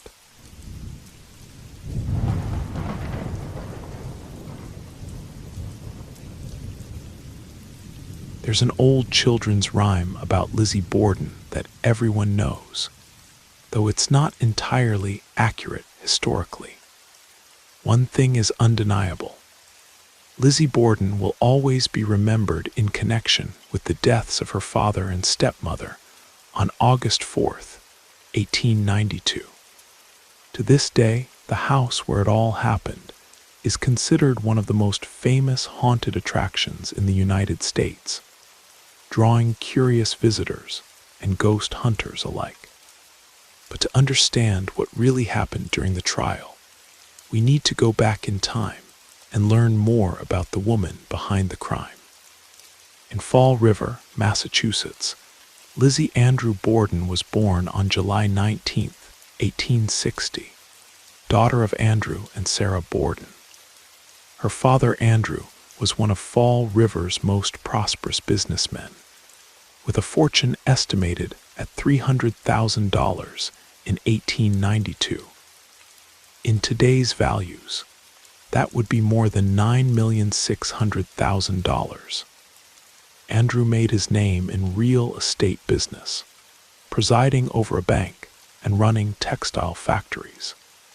Despite all this success, he was notoriously stingy, especially when it came to spending on his wife and daughters, Lizzie and Emma. The Borden family was well known for their strong religious involvement, with the girls participating actively in church activities and responsibilities. Lizzie especially was a popular Sunday school teacher and dedicated herself to various religious organizations. After his wife's death, Mr. Borden married again to Abby Durfee Gray, a respected woman in the community. It was no secret to anyone that Lizzie had great contempt for her new stepmother, to the point of only referring to her as Mrs. Borden. The tension between the two was so strong that, according to their longtime housekeeper, Bridget Sullivan, the family almost never ate main meals together. The heavy atmosphere inside the house only increased, and in many accounts, this seems to have been one of the main factors that led to the murders of Andrew and Abby. For example, Lizzie and Emma used to take expensive trips at their father's expense, something he clearly didn't approve of. Still, Mr. Borden didn't hesitate to give Abby's family real estate and other goods, which provoked even more resentment between the sisters and their father. There was a peculiar incident in which Abby Borden feared that her family's life was at risk. Everyone became gravely ill after consuming mutton that had been left on the stove for days as that week's main protein source. But to Abby, this seemed like more than just a simple case of food poisoning. She suspected it was retaliation since Andrew had made enemies in Fall River. This theory persisted until an unexpected visitor appeared at the Borden house one day before Andrew and Abby were found dead. John Morse, Sarah Borden's brother, arrived to discuss new business with Andrew. They say the conversation quickly turned into a heated argument. From there, the rest, as they say, became history. On the tragic day of August 4th, 1892, Andrew and John had one last discussion around 8:48. John left taking a pair of oxen and commented that he would return for the main meal at noon. However, that meal would never happen. Between 9 and 10:30, Abby went upstairs to the guest room to make the bed, a task normally shared between Lizzie and Emma. It was at that moment that footsteps were heard going up the stairs, stopping right behind Abby in the guest room. That's where the frenzy of blows began. They say Abby turned to face her attacker when she was struck on the side of the head with an axe, suffering a deep cut above her ear and on the side of her skull. As she fell face first onto the wooden floor, the nursery rhyme becomes reality. Abby was struck more than 17 times on the back of her head as she took her last breath. Meanwhile, unaware that his wife was dead upstairs, Andrew returned home, being received by housekeeper Bridget. According to legend, Andrew's key couldn't open the front door, and he had to knock several times until Bridget let him in. Later that day, Bridget remembered hearing Lizzie's laughter coming from the top of the stairs, although she couldn't see her. When Andrew asked about Abby's whereabouts, Lizzie mentioned she hadn't seen her since breakfast and imagined she was taking care of a sick friend. Shortly after, Andrew went to the living room where he took off his boots and put on his slippers, preparing to take a nap before returning to work. What happened next completes the other half of that frightening children's rhyme. While Andrew slept, he was attacked with the same axe that had taken his second wife's life, being fatally struck on the head between 10 and 11 times.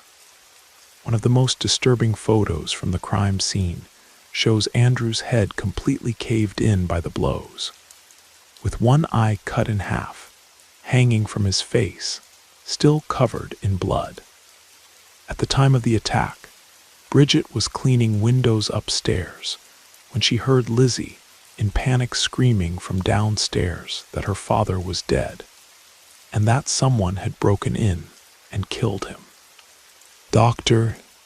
Bowen, the family doctor and neighbor of the Bordens, quickly crossed the street and declared that both Andrew and Abby were already dead.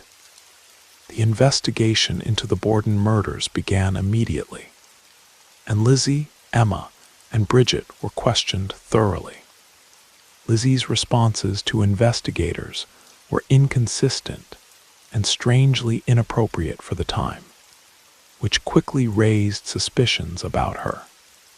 One of the testimonies used in the trial was that before the murders, Lizzie had mentioned hearing a scratching sound and possibly a moan before going back inside the house. However, later she retracted this statement, saying she hadn't heard anything and didn't know Abby had been murdered. When Lizzie claimed she hadn't seen Abby at the time of her death, both Bridget and a neighbor proved otherwise, since when going up the stairs, they could clearly see Abby's body face down in the guest room. Police also noticed that Lizzie's behavior was strangely distant for someone who had just lost her parents in such a brutal way. She seemed calm, cold, and controlled during the forensic sweep of the house. The authorities found what appeared to be the murder weapon in the basement, an axe with a broken handle. At that time, A forensic analysis of Andrew and Abby's stomachs was performed to check if they had been poisoned, but the results were negative.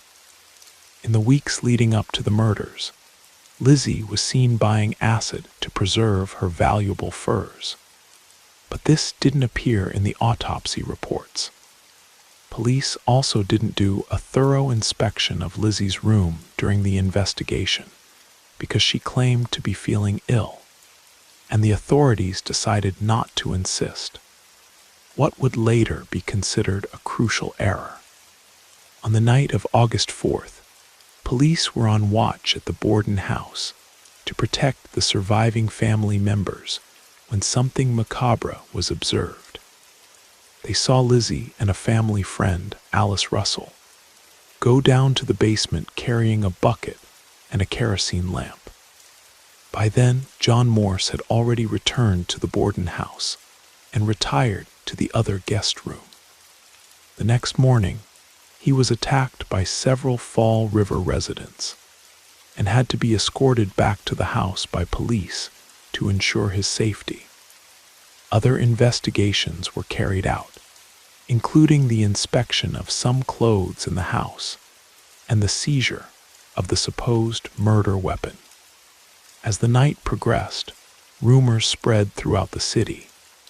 According to Alice, Lizzie's friend, when she went down to the kitchen, she saw Lizzie tearing up one of her favorite dresses. Lizzie explained that the dress was stained with paint, and the only solution was to burn it. Lizzie's hearing took place on August 8, 1892, and the state of Massachusetts decided the inquiry would be private. Her request to have the family lawyer was denied. Once again, Lizzie's behavior was considered quite inappropriate during the inquiry because she was taking morphine to control her nerves, which ended up hurting her case even more. On August 11th, Lizzie was arrested and placed in jail. Her preliminary hearing was deemed inadmissible. In June 1893, a grand jury was formed in November 7th, and the indictment occurred on December 2nd. Lizzie Borden's trial was long and exhausting, beginning on June 5th, 1893, in New Bedford, Massachusetts. Ironically, just 5 days before the trial began, there was another axe murder in Fall River that took the life of a woman named Bertha Manchester in her own kitchen. Although the cases were similar, Lizzie was not involved in this crime. The culprit was a Portuguese immigrant named José Correa de Mello, who was arrested and convicted of Bertha's murder in 1894. During Lizzie's trial, the axe found in the Borden house was dismissed as the murder weapon. Prosecutors insisted the handle could have been discarded because it was covered with blood. The episode of the dress burned by Lizzie was also mentioned in court, but resulted in nothing relevant to the defense. In a striking moment of the trial, the severed heads of Andrew and Abby were presented as forensic evidence, revealing to the jury the extent of the injuries the victims had suffered. Lizzie fainted in court upon seeing the evidence. After long debates in court, Lizzie's fate was in the hands of the jury. On June 20th, 1893, after 1 hour and 30 minutes of deliberation, Lizzie Borden was acquitted of any involvement in her parents' deaths. Although rumors and speculation continued to haunt Fall River, Lizzie always maintained her innocence from beginning to end. To this day, no one has been arrested or charged with the murders of Andrew and Abby Borden, and the mystery remains unsolved. Over the years, Lizzie and Emma left the family home and moved to a new property in a wealthy neighborhood of Fall River. Lizzie died of pneumonia on June 1st, 1927, at 66 years old. Her Her sister Emma died 9 days later in a nursing home in Newmarket, New Hampshire. Today, the Lizzie Borden case continues to be widely discussed, with new theories being explored and analyzed. While her infamous reputation lives on in countless books, movies, television series, and even podcast episodes, the old Borden family house now operates as a famous bed and breakfast and haunted attraction where visitors can experience the supernatural encounters that many claim occur throughout the house. So the decision is yours. Was Lizzie really innocent, or was she indeed guilty?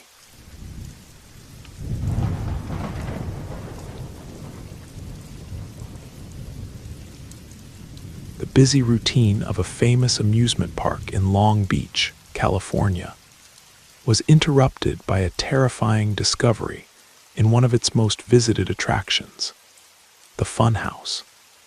During the filming of an episode of the TV show, The $6 Million Man, at the location, one of the crew members accidentally bumped into a mannequin that was hanging from the ceiling. The impact caused the dummy's arm to fall off, but what seemed like just a momentary scare turned into absolute shock when, upon examining the fallen arm, they realized there was a real human bone inside the figure. They were the mummified remains of an unknown man. Thanks to forensic investigations, the mannequin was identified as Elmer McCurdy, a train robber who never succeeded in his crimes. Elmer was born in 1880 in the state of Maine, son of a single mother who never revealed who his father was. As a teenager, he gained fame as the town's rebellious drunk. At 20, he lost his mother suddenly, and not knowing what to do, he decided to head west in search of riches and work. In 1907, he was drafted into the army during World War I, where he learned to handle explosives, including the use of nitroglycerin. When the war ended, Elmer went through great financial difficulties, and desperate for a way to make money quickly, he plunged into the world of crime, beginning his journey towards self-destruction. At this time, Elmer began traveling through different cities, robbing trains and banks wherever he went.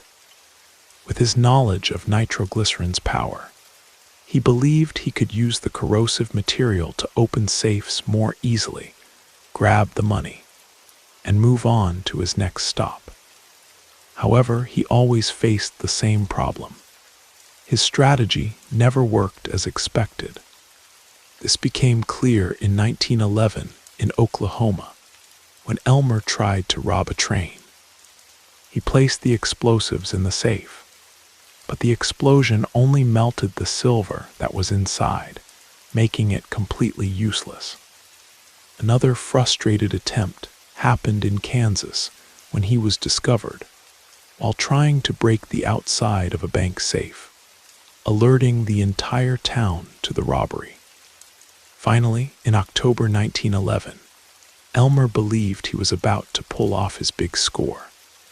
He and some accomplices planned to rob a train in Oklahoma that was transporting payments for the Osage tribe. They thought this would be the biggest success of all, but once again, their expectations were wrong. They really found the train, but discovered too late that it wasn't a freight train. It was a passenger train. In the end, the robbers fled with only $46 and 2 gallons of corn whiskey.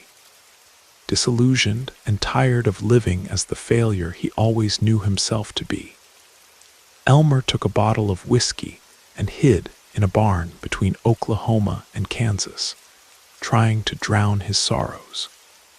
What he didn't know was that the police were already on his trail and would soon catch up to him. Ready for a confrontation, after an intense shootout that went through the barn walls, Elmer was killed, being declared dead on October 7, 1911. His body was taken to a funeral home in Pawhuska, Oklahoma, where it was embalmed while waiting for someone to claim it. But that day never came. It was then that the funeral home owner decided he would make some money from this unlucky man's body. Elmer was displayed as a morbid attraction, also serving as macabre advertising for the funeral services offered. 5 years passed, and Elmer's body was still being used as a popular attraction, until a group of circus owners decided to try to take him. The funeral director resisted the idea at first, but was eventually convinced when the circus people claimed to be distant relatives of Elmer, and said they wanted to give him a dignified burial. Convinced, the director allowed them to take the body, which quickly became one of the circus's biggest attractions, presented to the public as the bandit who wouldn't give up. For more than 65 years, Elmer's body was passed from one circus to another, year after year, without anyone knowing that inside that pine box wasn't a mannequin, but a real human corpse displayed as a morbid curiosity. Eventually, Elmer ended up in Long Beach, California, at Pike's Amusement Park, where he hung in the funhouse until that fateful day when the TV crew made the terrible discovery. After his last journey, Elmer McCurdy was finally taken to his resting place at Summit View Cemetery in Guthrie, Oklahoma, where he could rest in peace once and for all.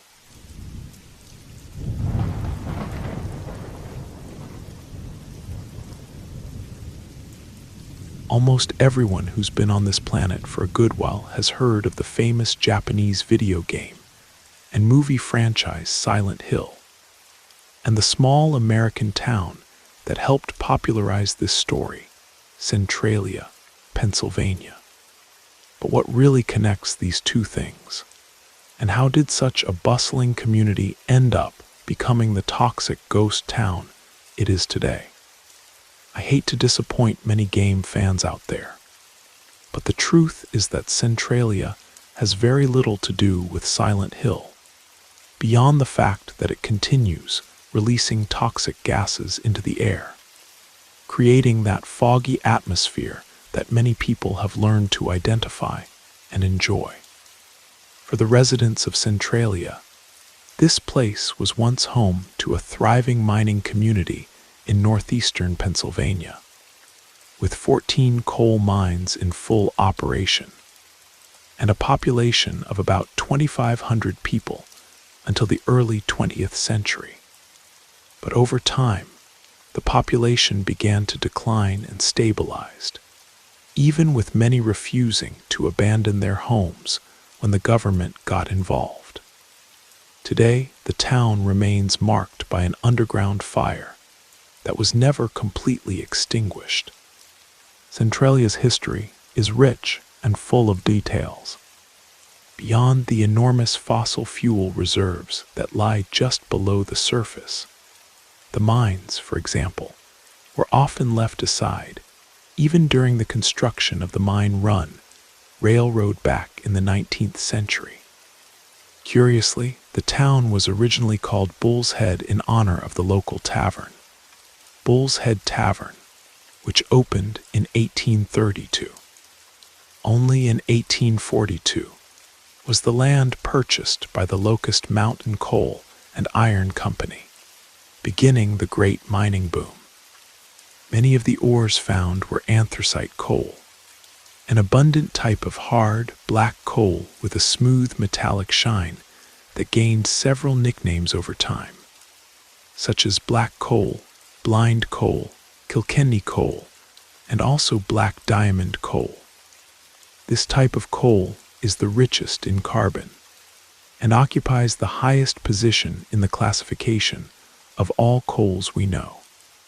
A man named Alexander Rhea, a mining engineer who would later become the town's founder, brought his family to Bull's Run and began developing the region as a Bull's Run village. The place came to be called Centerville, and soon after, Centralia. The town was growing, becoming a place where families could settle. Money, work opportunities, and a flourishing economy drove everything. But as they say, all good things come to an end, and Centralia's tragedy began with its own founder. Alexander Rhea was brutally murdered by members of the secret society called the Molly Maguires while traveling from Centralia to Mount Carmel in 1868.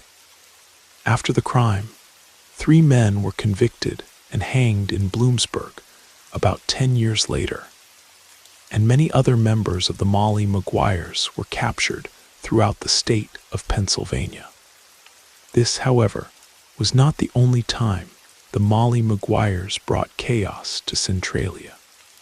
There's a local legend that says Father Daniel Ignatius McDermott cast a curse on the town after being attacked by some members of the group in 1869. According to the story, he predicted that Saint Ignatius of Loyola Church would be the last building to remain standing in Centralia, a harbinger of what was to come. Until the 1980s, descendants of the Molly Maguires still lived in town. But of course, this was always seen as part of the legend. At Centralia's peak, the town had an impressive population of about 2,761 people, counting several churches of different Christian denominations, 5 hotels, 27 saloons, 2 theaters, a bank, a post office, and 14 stores. However, the town began to feel the weight of population decline as the United States prepared for World War I. Then the stock market crash in 1929 brought another heavy blow, leading to the closure of 5 Lehigh Valley Coal Company mines and leaving many workers unemployed, pushing Centralia into accelerated decay. Even with these cuts, some underground miners continued extracting coal to survive. They began using various risky techniques like pillar mining, where coal was removed from the areas that supported the mine's ceiling. They say this practice contributed to the collapse of several mines, which ended up marking the town's decline as we know it. On that fateful Memorial Day weekend, May 27, 1962, the fires in Centralia's mines began when a coal vein caught fire underground and quickly spread through a labyrinth of tunnels, consuming more than 3,700 acres of land. There are still discussions about what really caused these fires. Some believe they were controlled fires started by firefighters to clean the town's landfill, but got out of control. Others say the fire began when a group of underground mining brothers tried to burn coal underground near the landfill, but were overcome by toxic gases, resulting in their death. As the fire spread, the fire department would have covered the landfill with fire-resistant material to try to contain the flames. But 2 days later, residents were shocked to see fire emerging at various points throughout the town. On June 4th, as the fire continued, residents began complaining of an unbearable smell entering their homes and businesses, leaving many seriously ill. Now the challenge was in the hands of the town council to decide how they would face this increasingly frightening disaster. A mine inspector was called to assess the situation. After the inspection, a letter was sent to Lehigh Valley Coal Company, reporting that the fire had started from an unknown origin and was completely out of control. As the fire spread, increasingly lethal amounts of carbon monoxide began infiltrating the mines. making Centralia an extremely dangerous place to live. There were several attempts to extinguish the underground fires, but most failed. One attempt involved the state of Pennsylvania digging trenches to expose the flames trapped underground, which would facilitate their extinction. However, as architects analyzed the plan better, it became clear there was a major obstacle: the astronomical cost of removing all the necessary amount of soil. The project quickly ran out of funds. Another plan consisted of using a mixture of crushed rock and water to try to smother the fires. But once again, problems arose when extremely low temperatures caused the water lines to freeze, interrupting the work. In the end, this project also ran out of resources after exceeding the $100,000 mark. Even with all these failures, Centralia residents weren't ready to abandon their homes. People still tried to lead normal lives, although many had moved away from the toxins coming from the soil. All living beings began to suffer. Residents became ill, fainting in their homes due to carbon monoxide poisoning, and the region's fauna and flora died slowly and painfully. However, it was only on February 14, 1981, that one of the biggest tragedies brought national attention. A 12-year-old boy named Todd Domboski fell into a 150-foot deep hole that suddenly opened under his feet. Fortunately, he survived by grabbing onto a tree root and being rescued by his cousin. It was then that the federal government decided to act. In 1983, they arrived in town with an offer of $42 million, ready to buy the town, demolish the buildings, and relocate residents to safer places. However, even so, not everyone was willing to leave their homes. Of the original population, only 63 people continued in Centralia in 1993. And for the state of Pennsylvania, these few people came to be considered invaders in their own homes, since the state had no choice but to apply eminent domain over the town. Years passed, and in 2013, fewer than 10 residents remained who managed to reach an agreement with the state. Each received a significant sum of $349,000 and the right to remain in their homes until the end of their lives. After the death of the last residents, the state of Pennsylvania would take possession of the land and demolish any construction that still remained. The then mayor of Centralia, Lamar Mervyn, remembered how he and his wife decided to stay, refusing the government's initial rescue offer. He told how his wife looked at the state representatives and clearly said they couldn't take their house. It was the only house the couple had ever known and owned, and they wanted to keep it while they were alive. When Mervyn died in 2010 at 93 years old, his house was the last construction remaining in a 3-block area. Today, the fire still burns in Centralia's underground, and experts estimate there's enough coal to keep the flames burning for another 250 years. As for the few residents who remain, about 5 people still call Centralia home and don't seem to have plans to leave anytime soon. The municipal building remains standing, as does the fire station, the Church of the Assumption of the Blessed Virgin Mary on the town's outskirts, and an Orthodox cemetery, in addition to Saints Peter and Paul Church and Cemetery, located a bit further away. Even today, Centralia continues to attract curious tourists who want to see with their own eyes the real Silent Hill. Looking through the fog and suffocating vapors, you'll see a ghost town where once there were houses and people. Now there are trees and plants taking over the scenery. Warning signs try to keep visitors away. But if you decide to ignore them and make a stop, remember Centralia's history and how it was once a prosperous town. Who knows, maybe you'll even say a silent prayer for it.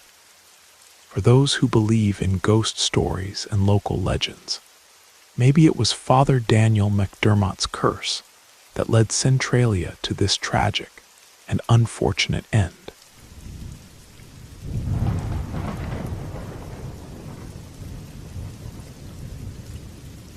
It was a quiet Tuesday evening in downtown Portland when everything changed for me. I had been working at Henderson and Associates, a small law firm housed in a converted 19th century building on Morrison Street, for about 8 months. The building had character, creaky hardwood floors, tall windows, and that old building smell that mixed dust with decades of legal documents.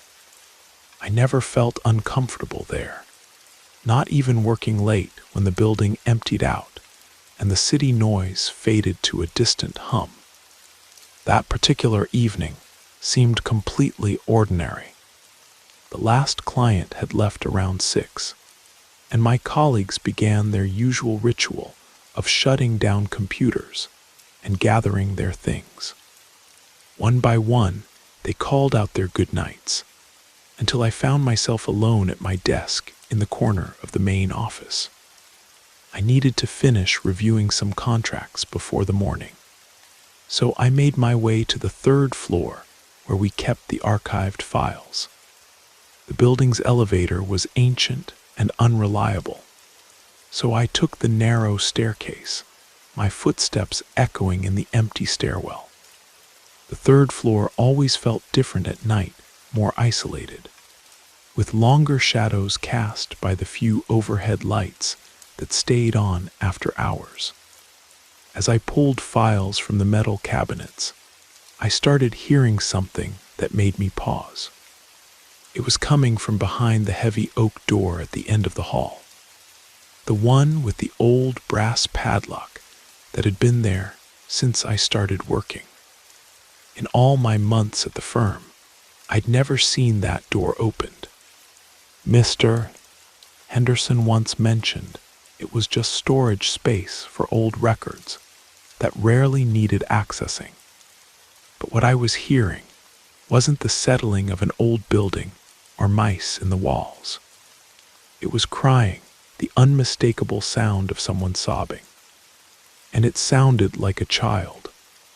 My heart started racing as the cries became clearer, more distinct. There was no mistaking it now.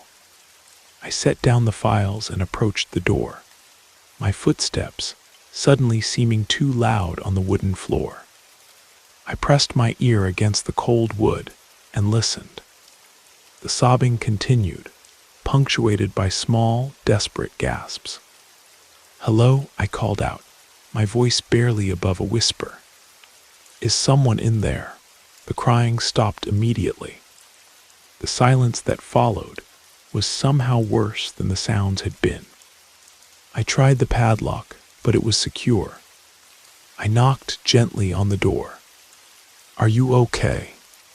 Do you need help?" Nothing. Just my own breathing and the distant hum of the building's heating system. I was about to convince myself that I'd imagined it all, that the stress of working late had gotten to me, when I heard it again. But this time it wasn't crying. "Let me out." The voice was small, plaintive. Definitely a child's voice. "Let me out, please." I fumbled for my phone and texted Sarah, one of my colleagues who had worked at the firm longer than anyone. "Hey, weird question. Have you ever heard anything strange from that locked room on the 3rd floor?" While I waited for her response, I gathered my things with shaking hands. That's when I heard it, the sound of the door opening behind me. I knew it was that door, even though I didn't turn to look. I ran for the staircase, taking the steps 2 at a time. As I passed the second-floor landing, I couldn't help but glance up. Something small and fast moved across the third-floor hallway, just a glimpse. But it looked like a child, maybe 4 or 5 years old, running from one end of the hall to the other. But there was no other exit up there. No other staircase, no other way out. I burst through the building's front door onto Morrison Street, my hands still trembling as I checked my phone. Sarah had texted back, "LOL, you'll get used to it. Every few months, someone asks about that. Just part of working in an old building. Don't let it get to you." From that night on, I made sure never to work alone on the third floor after hours. I transferred to a different law firm 6 months later, but I still drive past that building sometimes. The third-floor windows are always dark, but I swear I can still feel something watching from behind them. I never found out what was really behind that locked door. Mr. Henderson retired soon after I left, and the building was sold to developers. But sometimes, on quiet Tuesday evenings, I wonder if that child's voice is still asking someone to let them out.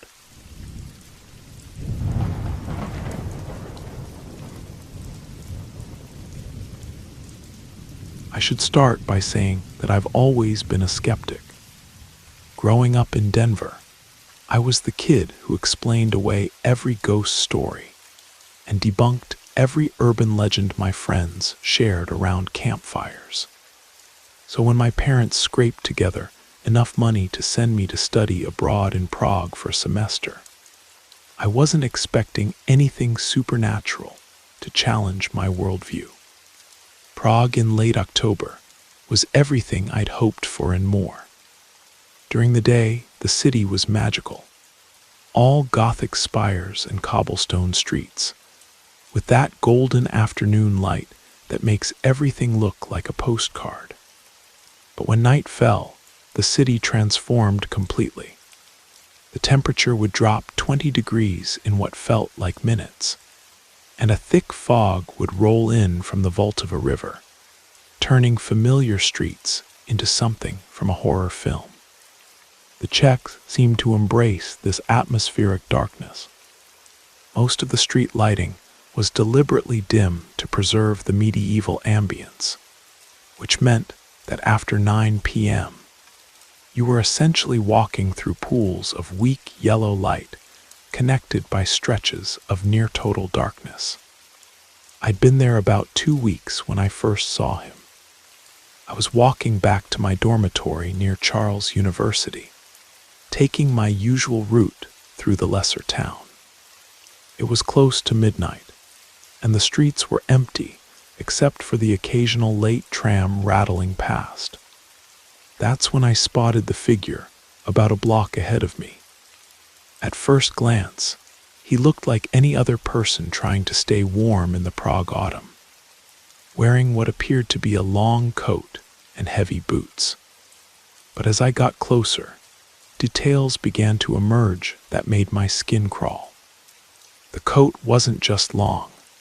It reached almost to the ground, and it seemed to move independently of any wind. His beard was impossibly long, reaching past his waist and matted with what looked like dirt or worse. But it was his hands that really unsettled me. Even in the dim streetlight, I could see they were skeletal thin, with fingernails that had grown into yellow claws. And his feet, God, his feet were bare despite the near-freezing temperature, ending in what looked more like talons than toes. I told myself he was just one of Prague's many homeless, trying to stay warm and probably struggling with mental illness. I'd encountered plenty of people in difficult situations in Denver, and I wasn't about to let my imagination run wild just because I was in a foreign country. I kept walking, but I couldn't shake the feeling that something was off. Prague has strict noise ordinances after 10 p.m. Something about preserving the peace for residents in the historic center. The silence was usually comforting to me, broken only by distant conversations, the rumble of night trams, and the occasional flutter of bats overhead. But that night, as I crossed the stone bridge that connected my usual route, I heard something else entirely. It sounded like claws scraping against pavement, as if an animal was walking behind me. I glanced back but saw nothing in the fog. The scraping changed to the sound of bare feet running on wet cobblestones. My heart rate picked up, and I found myself walking faster. When a tram thundered past on the bridge below, the sound was almost welcome, anything to break the tension I was feeling. As the tram disappeared into the fog, I leaned over the bridge railing to watch it go. That's when I saw him again, standing motionless on the platform below, staring directly up at me.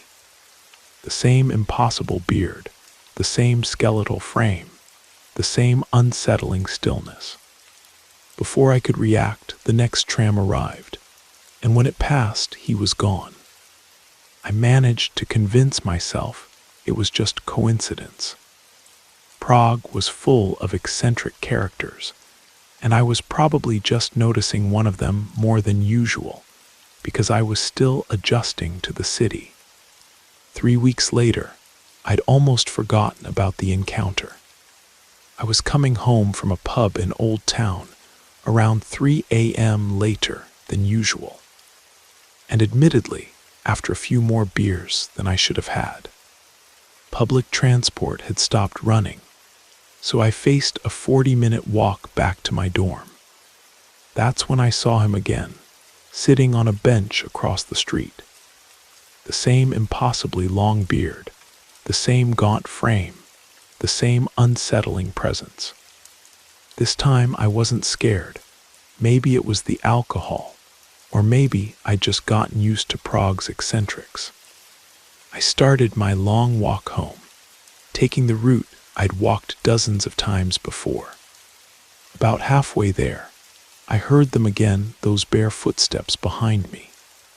But this time, they were getting closer, and the city seemed to have fallen into a deeper silence than usual.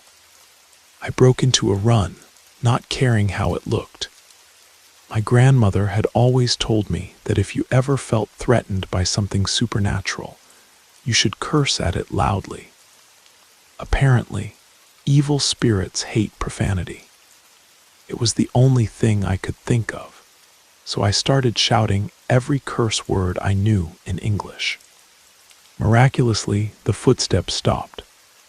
I made it back to my dorm completely exhausted and fell asleep immediately. For the next few days, nothing happened.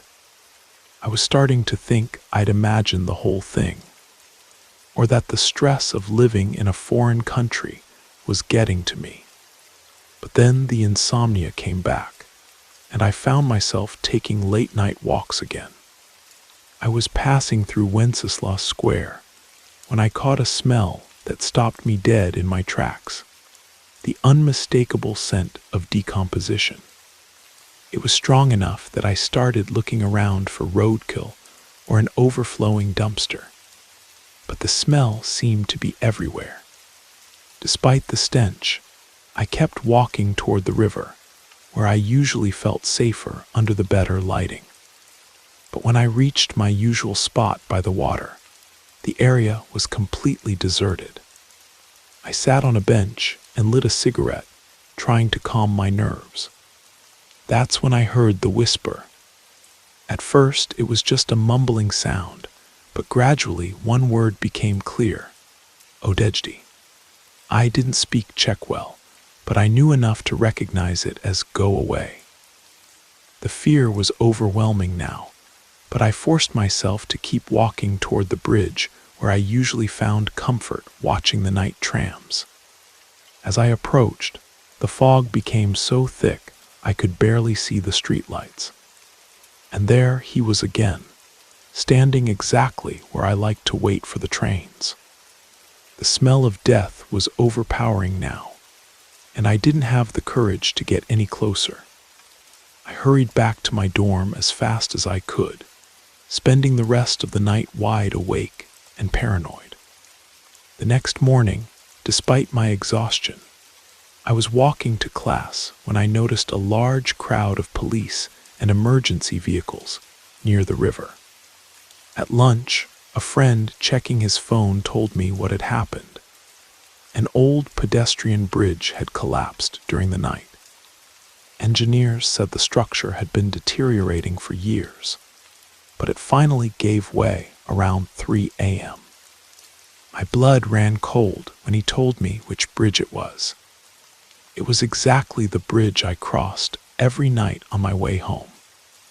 The same route I would have taken if I hadn't been scared away by the figure and the whispered warning. I asked my friend about the Czech word I'd heard, and he confirmed that odejdi meant go away. I still don't know what to make of what happened to me in Prague. Was I saved by some kind of protective spirit that just happened to look terrifying? Was it a guardian angel with an unusual appearance? Or was I just lucky enough to encounter a local who knew the bridge was dangerous? All I know is that something, or someone, kept me away from that bridge on the night it could have killed me.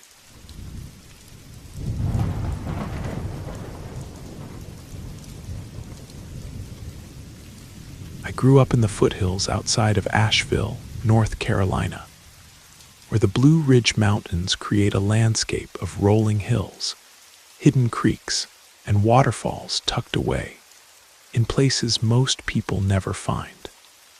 My family had lived in the same house for 3 generations, and I knew every trail and swimming hole within a 10-mile radius. There was one particular waterfall that my friends Jake and Marcus and I had been visiting since we were kids. It was about an hour's hike from my house, following a trail that wound through dense forest and past several smaller streams. We'd been there dozens of times, sometimes during the day to swim, sometimes at night just to hang out away from our parents. That afternoon in late September, something felt different from the moment we started hiking. The trail that usually took us 45 minutes to complete seemed to stretch on forever. We'd left my house around 4 p.m., expecting to reach the falls by 5, spend an hour there, and be back before dark. But by 6 p.m., we were still walking, and none of us could figure out why the familiar path seemed so much longer. About halfway there, we encountered an elderly man coming from the opposite direction. He looked agitated, maybe even frightened, and when he saw us, he stopped walking and held up his hand. "Boys," he said, his voice shaking slightly, "you need to turn around. The boy is out there today. Don't go near the water. Don't go to the falls." We exchanged glances and tried not to laugh. We were 17 years old and had been hiking these mountains our entire lives. Local superstitions and old wives' tales weren't going to scare us away from our favorite spot. "Thanks for the warning, sir," Jake said politely, "but we'll be fine." The old man shook his head and continued down the trail, muttering something we couldn't quite hear. About a mile further along, we saw something that should have been our second warning. There was a small structure off to the side of the trail. It looked like it might have been a cabin once, but it was completely overgrown with vines and moss, as if it had been abandoned for decades. The strange thing was, none of us had ever seen it before. Marcus had hiked this exact trail just the previous weekend, and he swore the cabin hadn't been there. Maybe we took a wrong turn somewhere, I suggested, but we all knew that was impossible. There was only one trail to the falls, and we could have walked it blindfolded. We pressed on, and by the time we finally reached the waterfall, the sun was getting low in the sky. The atmosphere felt heavy and oppressive, and even though it was still warm, everything seemed to have taken on a grayish tint, as if the color was being drained from the world.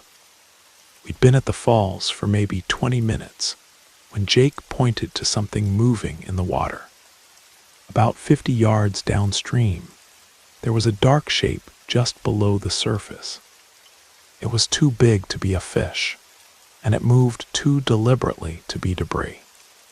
None of us said anything, but I could tell we were all thinking the same thing. We kept swimming and joking around, but the mood had definitely shifted. When the sun finally set, we knew it was time to head home. That's when we all heard it at the same time. A scream that seemed to come from multiple directions at once, echoing off the rock walls behind the waterfall. It didn't sound human, but it didn't sound like any animal I'd ever heard either. We grabbed our clothes and started hiking back immediately, but now we were genuinely nervous. The trail led us to a 2-lane highway that we needed to cross to get back to the residential area where I lived. It was a dangerous crossing because you had to emerge from the woods right at a sharp curve where drivers couldn't see you until the last second. We waited for a break in traffic. 2 trucks and a car passed by, then made a run for it. But as we sprinted across the asphalt, Marcus fell behind. When Jake and I reached the other side and looked back, we saw Marcus lying on the ground about 10 feet into the tree line. We ran back to help him. He was crying and holding his arm, saying that something had grabbed him and pulled him down. He kept insisting that he'd felt a hand, a very large hand, wrap around his forearm and yank him backward into the trees. When we helped him up, we could see scratches covering his arm from his wrist to his elbow. They weren't deep, but they were clearly fresh, and they looked like they'd been made by fingernails or claws. The 3 of us half ran, half walked the rest of the way back to town, using Marcus's t-shirt to wrap his injured arm. The whole time, I had the distinct feeling that something was following us through the trees. The forest was too dark to see anything clearly, but I could swear I heard footsteps keeping pace with us just off the trail. When we finally saw the lights of the first houses, we broke into a full run. Just as we reached the edge of the residential area, I heard something behind us, a voice calling out from the darkness we just left. "Don't leave me. Don't leave me." It sounded like a child's voice, desperate and pleading. By the time we got back to my house, Marcus's arm was throbbing, and the scratches had started to swell. We cleaned the wounds and bandaged them up, but he said they felt like they were burning. He described the hand that had grabbed him as being large enough to wrap completely around his forearm. It was getting late, and since both Jake and Marcus lived on the other side of town, I told them they should just stay the night. None of us were in any mood to be walking around in the dark after what had happened. Around 2 a.m., we were woken up by something heavy landing on the roof above my bedroom. It sounded like footsteps, but not human footsteps. Whatever it was seemed to be walking on all 4s, moving slowly across the shingles above our heads. The sound moved from the roof to the backyard, then stopped. We never heard it again that night, but none of us got much sleep. Ever since then, I hear the same thing several times a week. I'll wake up in the middle of the night to the sound of something landing on my roof, walking around for a few minutes, then disappearing. It always follows the same pattern, first the landing, then the footsteps, then silence. I've lived in this house my entire life, and nothing like this ever happened before that day at the waterfall. I can't help but think that old man was right, that there really was something out there that day, something we should have avoided. And now I think it followed us home. As I'm writing this, I can hear it again. Those same footsteps moving across the roof above my head, slow and deliberate, as if whatever it is knows I'm awake and listening.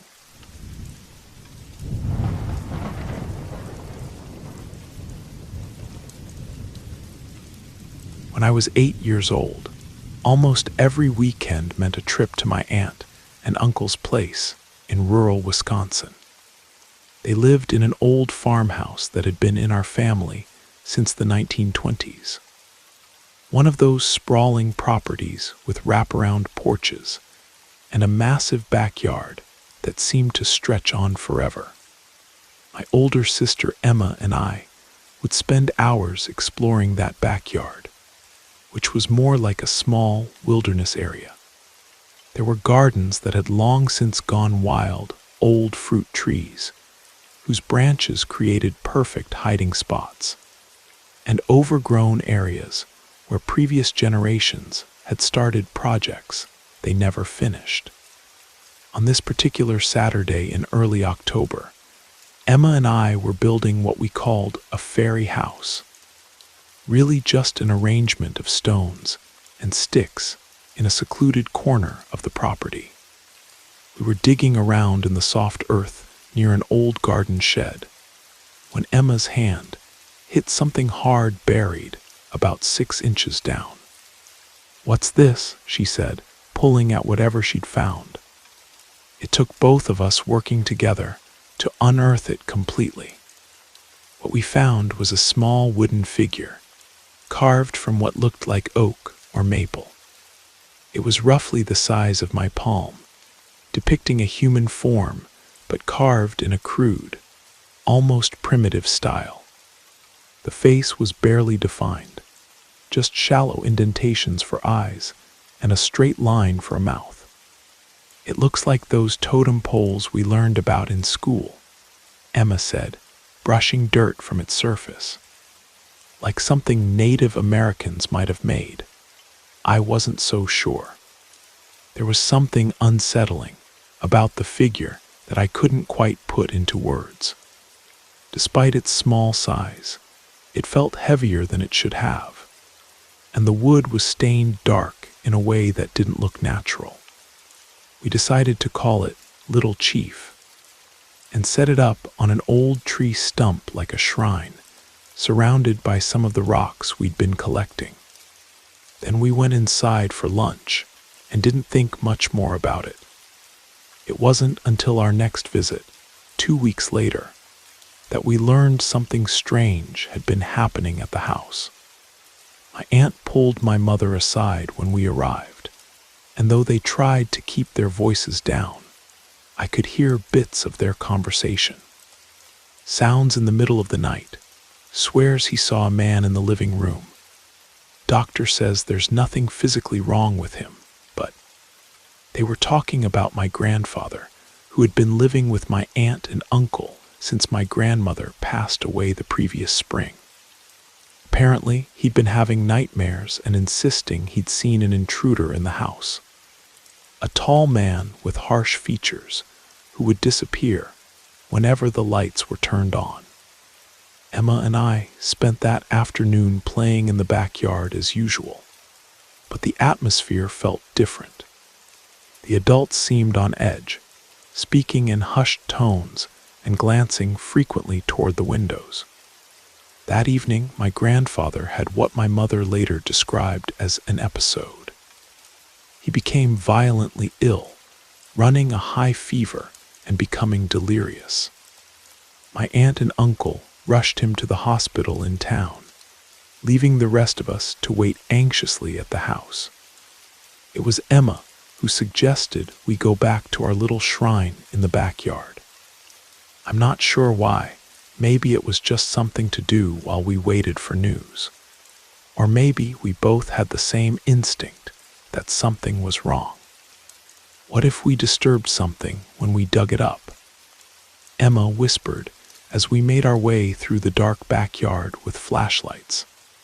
The wooden figure was exactly where we'd left it, sitting on the tree stump surrounded by our circle of stones. But looking at it now, by flashlight, it seemed more menacing than I remembered. The shadowy indentations that served as eyes seemed deeper, and the straight line of the mouth looked more like a grimace.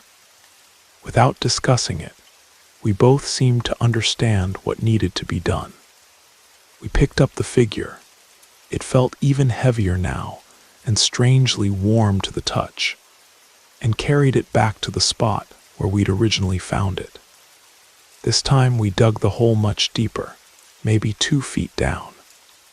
We placed the figure in the bottom, covered it with dirt, and then piled rocks on top of the spot to mark where it was buried.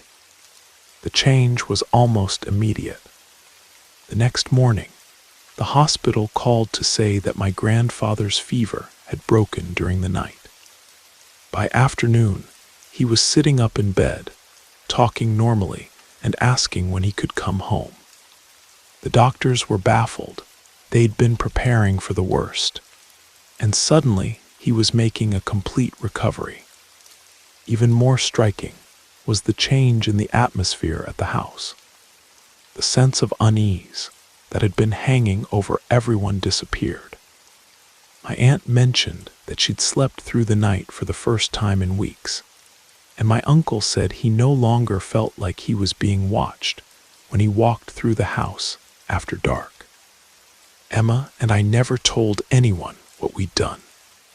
To this day, 30 years later, we still wonder if it was all just coincidence, or if that wooden figure really had something to do with what happened to our grandfather.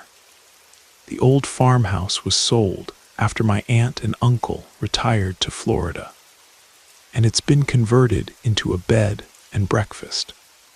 Sometimes I drive past it when I'm visiting friends in Wisconsin, and I always find myself looking toward the backyard, wondering if our little burial site is still undisturbed. I've done some research over the years, trying to figure out what that carved figure might have been. The closest thing I can find are descriptions of folk magic traditions brought to America by European immigrants, small wooden figures used in protection spells, or in some cases, curses. Whether what we experienced was supernatural or just a series of strange coincidences, I'll never know for certain. But I've never forgotten the weight of that little wooden figure in my hands, or the way it seemed to radiate a cold that had nothing to do with being buried in the earth. Some things, I think, are better left buried.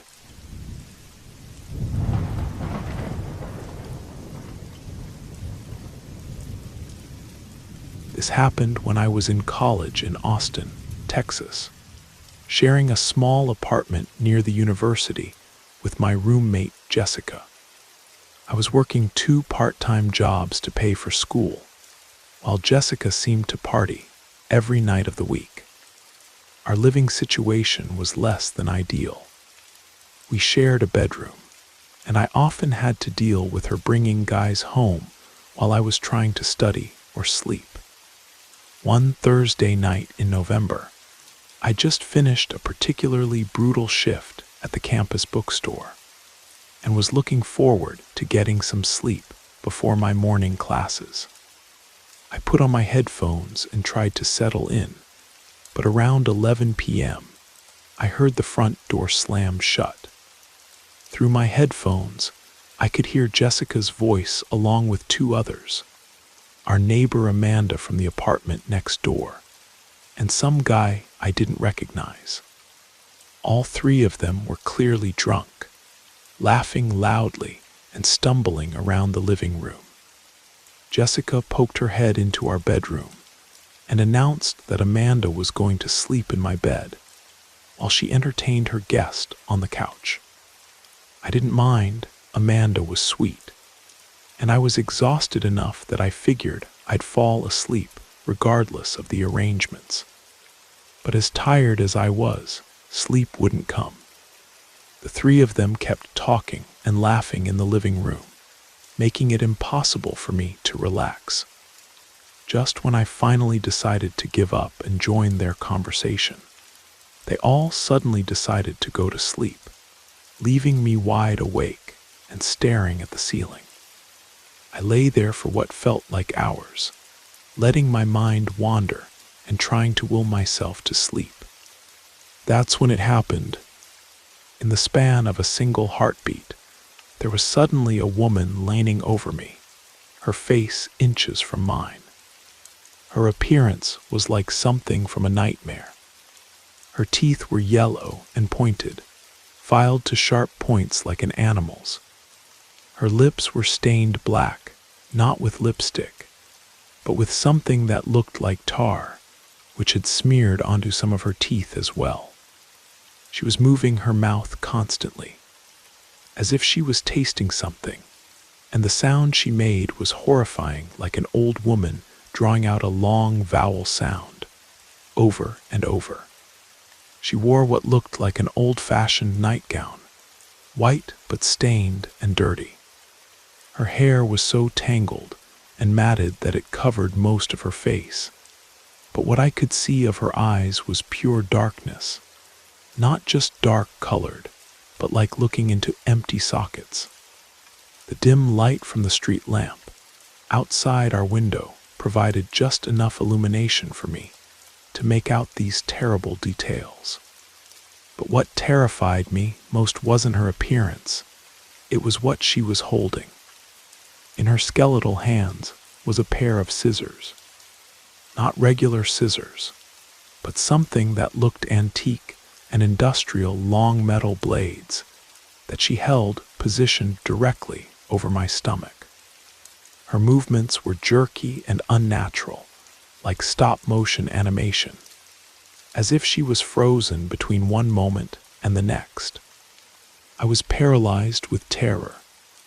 I couldn't move a single finger because I was convinced that any movement would cause her to plunge those scissors into me. My mind raced with questions. How had she gotten in?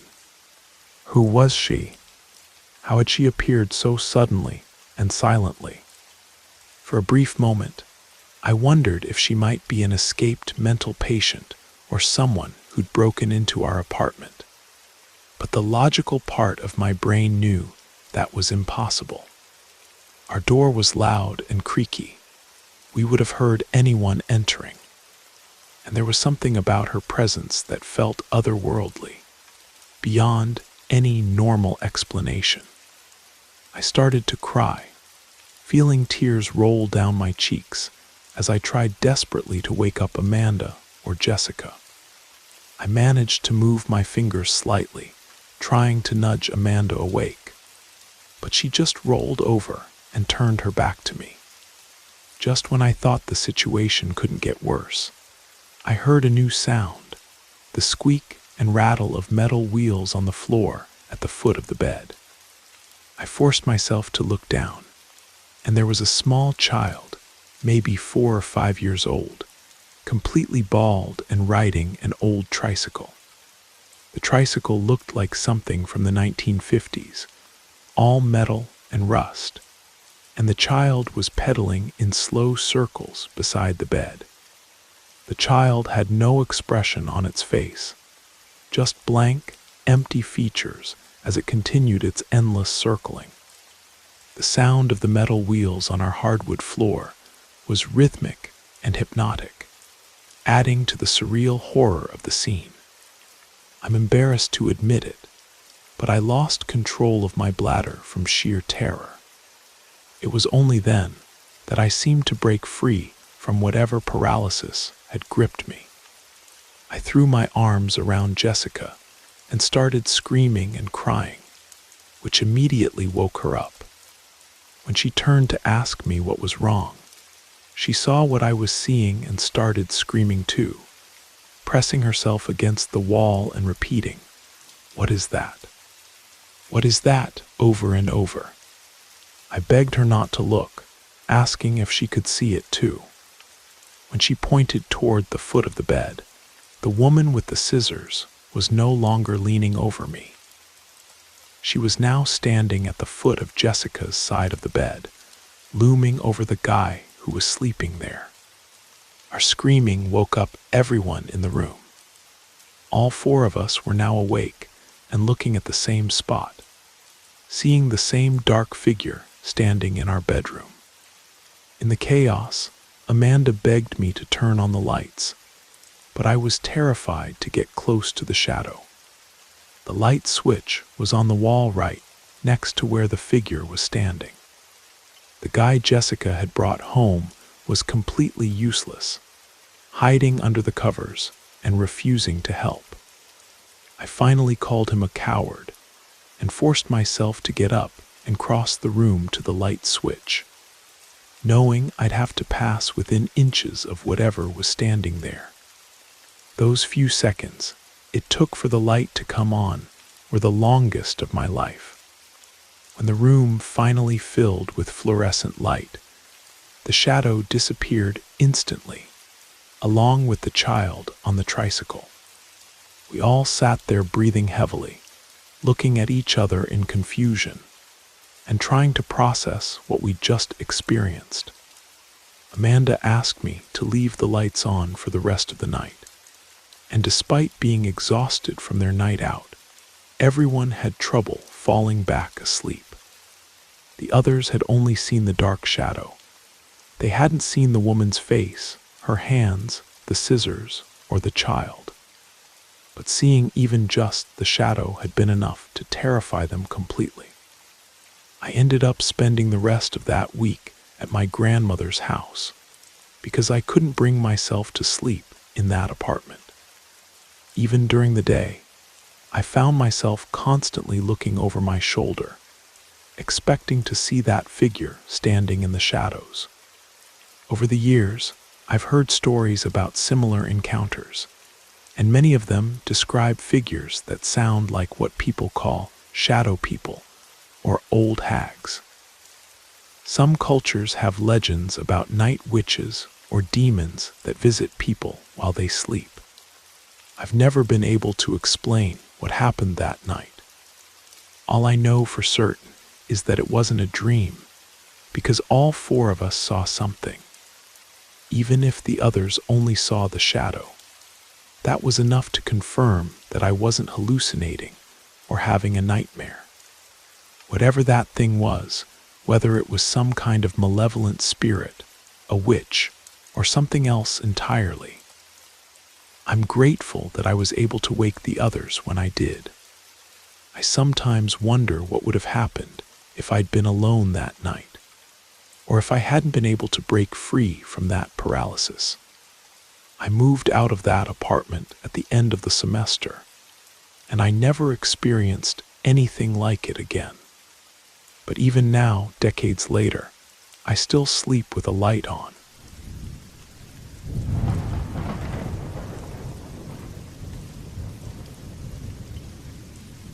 My name is Sarah, and what I'm about to tell you happened in the summer of 2015. At the time, my husband Marcus was working night shifts at a private security company, which meant I was home alone most evenings with our two young sons, 8-year-old Tyler and 6-year-old Jake. We were living in a small town outside of Bakersfield, California, in what used to be a nice, middle-class neighborhood. But by 2015, a lot of families had moved away during the recession, leaving behind empty houses and overgrown yards. Our street was mostly dirt roads with only a few working streetlights, and when the sun went down, The silence was so complete it felt like being in the middle of nowhere. That particular night, I'd put the boys to bed early and was trying to watch television, but I couldn't concentrate. There was something in the air that felt wrong, not quite tension, but a heaviness that made me restless. I kept getting up and walking around the house without any real purpose, checking locks and looking out windows. Around 10 p.m., I found myself standing at the front door, looking through the screen into the darkness. I wasn't expecting to see anything. There was rarely any activity on our street after dark, but something had drawn me there, some instinct I couldn't explain. That's when I saw her walking down the middle of the road. She was dressed entirely in black, moving with the slow, deliberate pace of someone who knew exactly where she was going. The few working streetlights barely illuminated anything, but when she passed under one of them, I could make out her silhouette clearly. She wore what looked like a long black shawl that covered her head and most of her face, leaving only her mouth visible. There was something profoundly unsettling about her appearance. Not just the fact that she was walking alone in the dark, but something about the way she moved, as if she weren't quite bound by the same physical laws as everyone else. What made my blood run cold was that she seemed to be heading directly toward my house. As she got closer, I could see that she wasn't hurrying, wasn't looking around nervously like someone who was lost or in trouble. She moved with purpose, and that purpose appeared to involve my front door.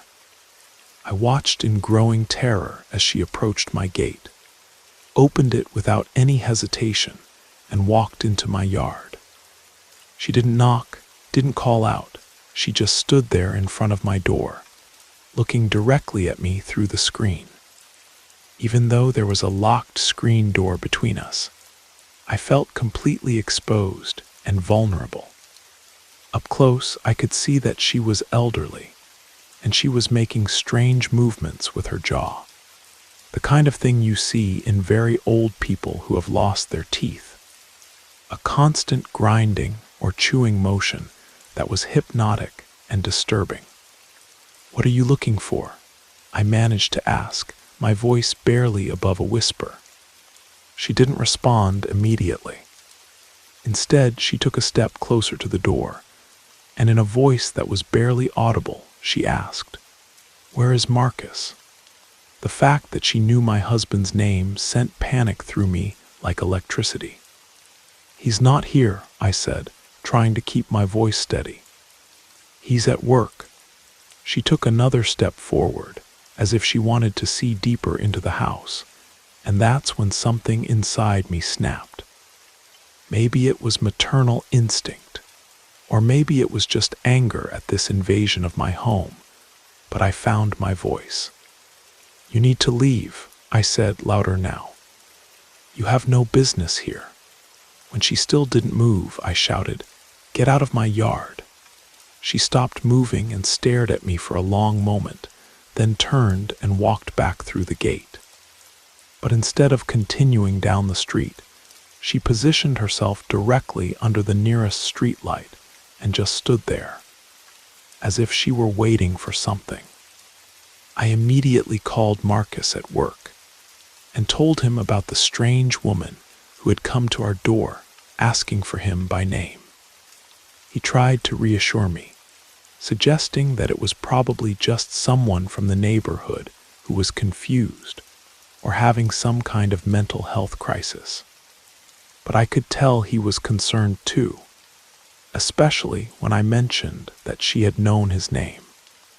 He was supposed to work a double shift that night, but after hearing about the woman, he decided to ask his supervisor if he could come home early. He didn't want to take any chances with me and the boys being alone. When Marcus arrived home about an hour later, the woman was gone. He drove around the neighborhood looking for her, but there was no sign of anyone walking the streets. The night had returned to its usual dead calm, as if nothing unusual had happened at all. We were both on edge, but we tried to convince ourselves that it had been an isolated incident. We stayed up talking about it for a while, then finally went to bed around midnight. About 30 minutes later, there was a knock at our door. Not a normal knock, urgent, official rapping, that immediately made us think of police or emergency services. Marcus got up to answer it, while I stayed in the bedroom with the boys. It was 2 police officers, asking for Marcus by name. My heart sank, thinking that somehow the strange woman was involved, but the reality was much worse. There had been a shooting at the security company where Marcus worked. It happened during a shift change, when multiple guards were present in the office. Several of his colleagues had been wounded, and one of them, a man Marcus had worked with for 3 years, had been killed. The officers explained that if Marcus had stayed for his double shift as originally scheduled, he would have been in the building when the shooting occurred. After the police left and we'd processed what had happened, Marcus was quiet for a long time. The shooting had occurred almost exactly at the time the woman in black had appeared at our door. In the days that followed, the atmosphere at Marcus's workplace became strained. Some of his colleagues thought it was suspicious that he had left early, just before the violence erupted. No one made direct accusations, but there were looks and whispered conversations that made it clear some people found his absence convenient. The stress of the situation, combined with the trauma of losing a friend and colleague, eventually led us to make the decision to leave California entirely. We moved to Arizona, where Marcus found work in a completely different field. I still think about that night, about the woman dressed in black who somehow knew my husband's name and seemed to know exactly when to appear at our door. I don't know if she was a ghost, a spirit, or something else entirely, but I'm convinced that her appearance was a warning, a sign that Marcus needed to come home that night. Marcus doesn't work in private security anymore, and our lives have changed dramatically since that night. But I'm eternally grateful to that mysterious figure who appeared in our yard. Whatever she was, wherever she came from, I believe she saved my husband's life. Sometimes I wonder if she appears to other people in other places when danger is approaching. If she's some kind of guardian spirit who tries to protect people from harm. I'll never know for certain, but I hope that if she is still out there, she's continuing to help families like mine avoid tragedy.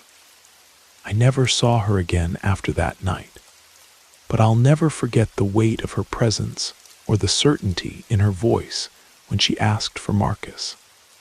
Some encounters change your life forever, and that was definitely one of them.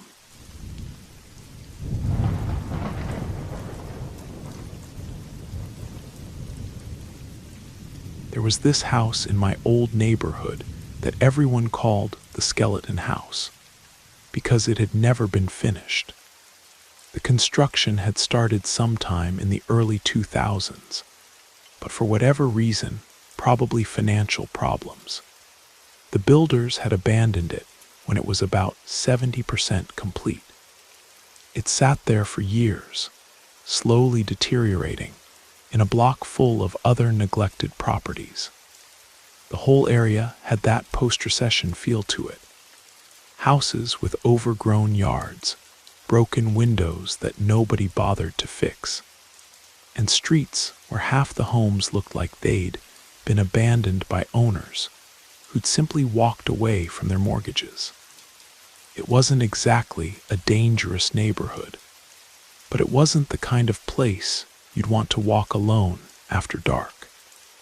One Friday night, my friends Derek, Amanda, and I were driving around town with nothing particular to do. We'd grabbed some fast food and were just cruising, looking for something interesting to happen. That's when Derek had the brilliant idea to check out the skeleton house. Not just drive by it, but actually go inside and explore. Amanda and I were up for it. We'd all driven past the place hundreds of times, and it had always seemed like the kind of local landmark that everyone talked about, but nobody actually investigated. We parked a few houses away, on a street where only one streetlight was working, leaving most of the block in darkness. Many of the surrounding houses had no lights on at all, though you could tell some of them were still occupied because there were cars in the driveways. The skeleton house looked even more imposing up close. It was a 2-story structure with a partial 3rd floor, and in the dim light, it had the appearance of a giant skull with empty eye sockets for windows. We tried the front door first, but it was locked. So we walked around the perimeter, testing every window we could reach. Most of them were boarded up or had glass that was still intact. But finally, we found one on the side of the house that opened with a little pressure. Amanda was the smallest of the 3 of us, so she climbed through first and went to unlock the back door for Derek and me. But when she got to the door, she discovered it was already unlocked, which should have been our first warning that other people had been using the house recently. As soon as we stepped inside, we were hit by a smell that was hard to describe. A combination of mildew, rotting wood, and something else that reminded me of the cat hoarding situation we'd encountered at my grandmother's house a few years earlier. It was the smell of urine and decay, but stronger and more pungent. The interior was more complete than I'd expected. The first floor had actual rooms with walls and doorways, though there was no furniture anywhere. The space felt much larger than it had appeared from outside, with high ceilings and multiple rooms branching off a central hallway. We naturally split up to explore, each of us taking a different direction. I headed for the staircase to check out the upper floors, while Derek and Amanda started investigating the rooms on the main level. The second floor was less finished than the first, with exposed studs and subfloor in some areas. The smell seemed stronger up there, and I could hear Derek and Amanda talking and laughing downstairs, their voices echoing through the empty structure. I was getting ready to head back down when I heard Amanda call out from below. "What's up there?" "Not much," I replied. "Just a bunch of unfinished rooms." She decided to come up and see for herself, so I went back to the first floor to explore the areas I'd missed. That's when I noticed a door under the staircase that appeared to lead to a basement or cellar. The door was painted brown and looked like it had seen better days. When I opened it, that horrible smell hit me again, much stronger than before. The basement was accessed by a set of wooden stairs that descended into darkness. I used my phone's flashlight to navigate down the steps. The basement was clearly the most deteriorated part of the house. The concrete floor was stained with what looked like rust-colored patches. My first thought was that it was paint, but the color and consistency made me wonder if it might be something else. The space was mostly empty, except for a wooden chair in one corner, and a small table with what appeared to be a Bible sitting on top of it. I was examining the book when I heard footsteps coming down the stairs behind me. "Hey, come check this out," I called softly, assuming it was one of my friends. But when I turned around, there was no one on the stairs. And then I noticed her, a young woman sitting against the far wall of the basement, almost blending into the shadows. She had extremely long, tangled hair that covered most of her face, and she was staring directly at me with an expression I couldn't read. Before I could process what I was seeing, I heard Amanda screaming upstairs, followed by Derek shouting my name and telling us we needed to leave immediately. The only word I could manage was Jesus, as I ran for the stairs, taking them two at a time. I found my friends already heading for the back door, and I followed without asking questions. We ran straight to the car and didn't stop until we were safely inside with the doors locked. Only then did we start comparing what we'd seen. I described the woman in the basement, but Derek and Amanda had encountered something completely different. They'd been exploring one of the first-floor rooms when they noticed two men standing motionless in the shadows. The men appeared to be adults based on their height and build, but Derek and Amanda couldn't make out their faces clearly. What had really spooked them was that there were several dark objects scattered on the floor around the men. Objects they couldn't identify in the brief moment before they decided to get out of there. None of us had any interest in going back to investigate further. Whether we'd stumbled onto some kind of squatter situation, interrupted a drug deal, or encountered something supernatural, we all agreed that we'd seen enough. I moved away from that town a few years later for college, so I don't know what eventually happened to the skeleton house. But I looked it up on Google Street View recently, and as of 2019, it appeared to still be standing, still unfinished, still waiting for someone else to be curious enough to explore its empty rooms. Sometimes I wonder about the woman I saw in the basement, whether she was real, whether she was in trouble, whether I should have tried to help her instead of running away. But even now, thinking back on that night, I get the feeling that whatever was happening in that house was something I wasn't meant to understand. Some mysteries are better left unsolved, and some doors are better left unopened.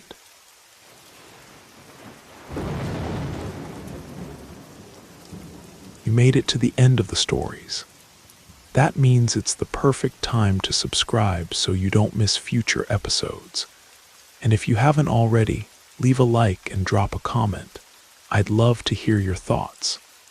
Have a great time relaxing, and good night.